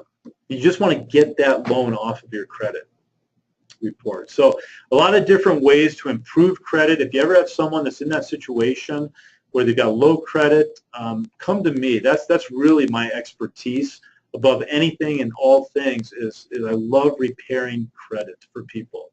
And a lot of times they get denied at 5 different lenders, and they come to me and I can fix it and get them approved. At least give them a plan. With a credit report, it's like a doctor's chart. I can tell exactly their financial health from that one document. So it's an important process. I know people that are freaked out by credit cards. Some of them cancel them, which is the worst thing you can do. You want to have credit and you want to use it responsibly in a very small way. $100 here, $100 there. Keep a balance of $25, whatever it's going to be. And you can go bigger. I mean, if you go to Europe and you charge them $5,000, great. Well, pay $2,500 or $3,000 as fast as you can. Get that balance down. And it'll work wonders. And if you carry that for a couple of years, wham. I've actually taken people from the courthouse steps from bankruptcy and had them have 700 credit scores 12 months later by just kind of following what I advise them to do. The one thing I can't control is human nature. So people are knuckleheads. If they've got credit, they're going to use it because they want the pizza, they want to go out, they want to go to Tahiti, they want the swank car, whatever it is. And it's like, please. That's where I do agree with Dave Ramsey. It's like use credit responsibly and don't buy all that stuff unless you can pay cash for it.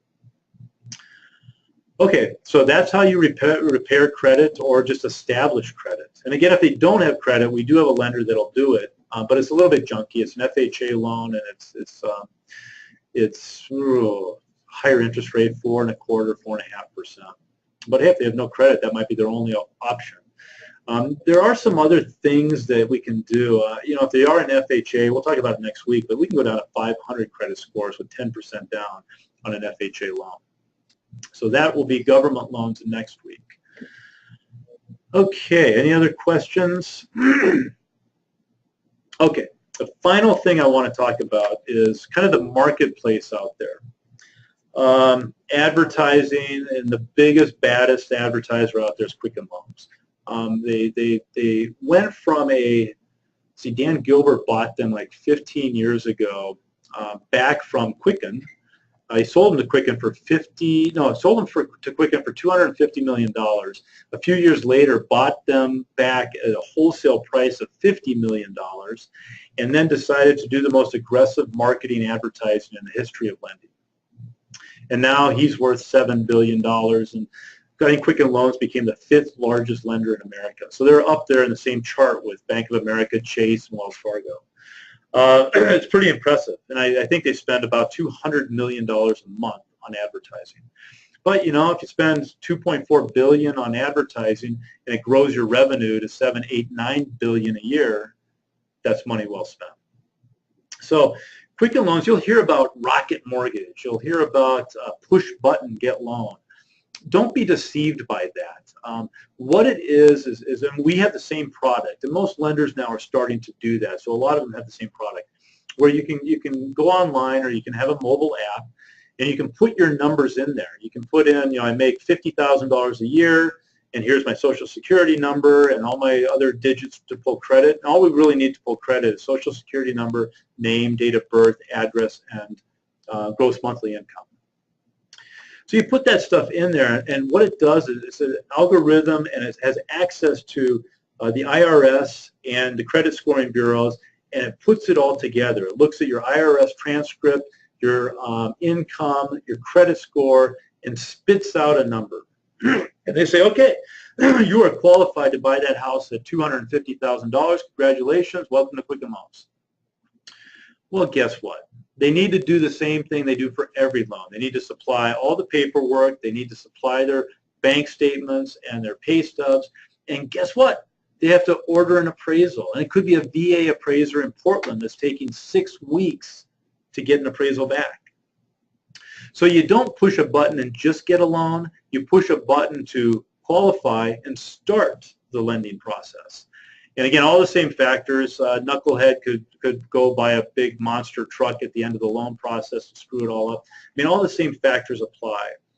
So the appraisal is really the biggest one that could take the most time. They can underwrite these loans, very quickly, and as long as they've got that information. So if people get us, or even Quicken, if they get us that information immediately, and we've got all that tax transcripts and their credit reports and their pay stubs and their bank statements, we got all that in one day, it's like, boom, we can do automated underwriting and pretty much know we're there.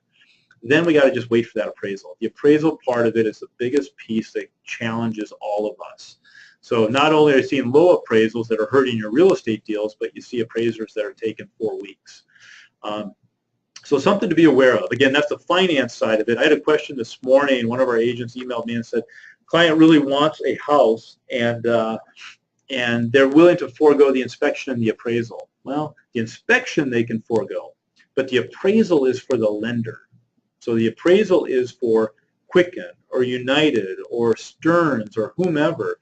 Is to protect the lender's investment. So the appraiser goes out there and they protect it. And that's why a lot of lenders are having, I guess they say there's no collusion, but I think the lenders are putting pressure on appraisers to keep those prices low, because we're seeing all sorts of different things, people coming up with cash and paying for the difference in the agreed upon price and the appraised price. So if there's a $20,000 difference, they're paying that $20,000 with cash. And sometimes they can do that. Now, like I said, I was going to finish before. Let's go off on this tangent, because I think this was a really important one in this competitive market. So people are using that tactic, and let's say they've got 20% down, and they're in this competitive market. Well, again, through lending, you can get the closing costs paid for, You can get mortgage insurance paid for. So why not, instead of 20% down, why not put 10% down and use the rest of that money to basically make up for a low appraisal? It's a really strong offer if you can do that, as strong as cash. So it's a really, really strong offer, and you're basically saying, okay, if I'm buying this, I agree to $300,000. The appraisal came in at $280,000, but I've got $20,000 here cash. I'll make up the difference. So you, Mr. Seller, still get your $300,000, and instead of me with 20% down, I'm basically going to finance with 15% down. I'm going to go through K loans and still get a better interest rate than I was quoted at Wells Fargo. So there's a lot of different ways to use finance. Okay, this is the most important part of Fuse training and who we are as a company. To use finance to perpetuate your real estate sales. That's the key, is how can you leverage finance to get real estate deals done? That's what we're in this business for, to get real estate deals done, get those big fat commissions, and take care of our clients, more importantly first, and then we get the big fat commissions. But we really want to get real estate deals done. In this competitive market, the key is finance. You can't come in asking a seller to pay for closing costs. You probably have to come in with money to make up the difference for a low appraisal. It all starts with finance. You can do all that stuff and still have the same interest rate or a better interest rate than the big banks. But the key is to compare loans. Even if it's not us, just good advice. Go compare loans. Go compare them to 3 other different lenders and try to get the best rate you can. Shop around, and it'll give you more purchase power. It'll give you more flexibility. It'll get the real estate deal done. Well, Frank has a good question, closing question that kind of ties in with that. It's in the chat here. If the buyer had a yeah, you can go ahead and read it. Okay, if the buyer had a pre-approval from a bank, can they switch to K loans, and what will they need to do to switch? Pretty easy. If they just have a pre-approval, we can just pull their credit and start the loan over. If they gave them, the other lender, all their information, gave tax returns, bank statements, all that stuff, they can send it to us in a secure file. So we transfer files, and again, I showed you guys that point file. The other bank can transfer us a 3.2 point file, and we can just load it up into our system and then email over all the docs, and voila, within a few minutes, we've got all that we need. Or they can just come in, sit down, we can pull credit, give them a copy, or email them a copy if they want, and then just email us all the documents. So it really takes a few minutes, and then bam, we can go ahead and transfer that loan. So we do it all the time. You know, and sometimes we can't do everything either. We need a portfolio product, and we know a lender that has a portfolio product. We're going to think of your client first. Again, we don't make a lot of money on each loan. We make a little bit, but we don't make a lot. So we're not just holding on to them tightly. If we think that they're going to have a better product or a portfolio product than another lender, we'll send all that information over to that lender, the point file and all the financial documents. So pretty easy to switch. And you can also just get us the information of the lender. Just say, hey, it's at Home Street Bank with Frank Jones. Here's his phone number. We can call him up and get it transferred. Wendy, what are some of the common strategies you advise the customer to get their credit? Oh, we already did that one. Sorry, I'm just looking at the chat room now. Will the buyer need to get approval from the seller for the financing change? Yes, if it's under contract, there is a form in the Northwest MLS that is a financing change form. It's notice of change of financing. If it's early in the process, great. If it's late in the process, let's not do it. Let's not rock the boat. Let's get that deal done and send us the next one. But yeah, you don't want to spook the seller. So let's say you got under contract yesterday. Well, that's enough time to kind of switch lenders. Just say, hey, we got a better interest rate, and they can close faster, whatever the deal's going to be. But if it's you're 15 days in, the appraisal's been ordered, let's keep it where it is. Again, our goal is to make sure that the client is taken care of. By doing that, you're going to be a good representative of your clients. Any other questions? No? Okay. So I think Donna. Yeah, Donna has one? Donna just has another one here. Okay. Yeah, if you scroll down to the bottom, I think you're not. Oh, got it. Okay, what's the best way to recommend a buyer to contact you for pre-approval? There you go. Yep, Louis, me, or Brandon. You know what you can do? Let's do this. Just send them directly to me. They can call me, and I'll set them up with Louis and Brandon and the team. We work as a team, so it's not, again, it's not like a lot of brokerages where, you know, you've got the loan and you're making money on that loan, kind of like real estate. Then you do a split with the house and all that. We are all salaried. We all work as a team. We all share files, and we all can look at them. So Brandon, Louis, me, we can pre-qualify. Sue's our processor, but she's a veteran. She's really good. She knows as much as we do, or more. So you can just contact the team, and you can start with me if you want, and that's fine. I love those calls. I love those emails. I'll reach out, and we'll introduce them to the team. We'll get them a quote, and again, I don't advise anybody switch to us or use us if we can't beat the competition. We advocate our clients to get multiple quotes and get the best APR they can. Compare, compare, compare. If they get the best APR, great. We're satisfied. That's what we want. Okay, other questions? Nope, nope, nope, nope, nope. Okay, well, this will conclude our Finance 1 section. Next week, we're doing Finance 2. Same time, same bat channel. I'll send an invite out, hopefully 2 days early. We're getting on that schedule where me and Brandon were sending it out. I'm sorry, me and Alex were sending it out on Mondays. But it's always at 10 o'clock, 10 a.m. on Wednesdays. We'll do these webinar training sessions, Fuse training.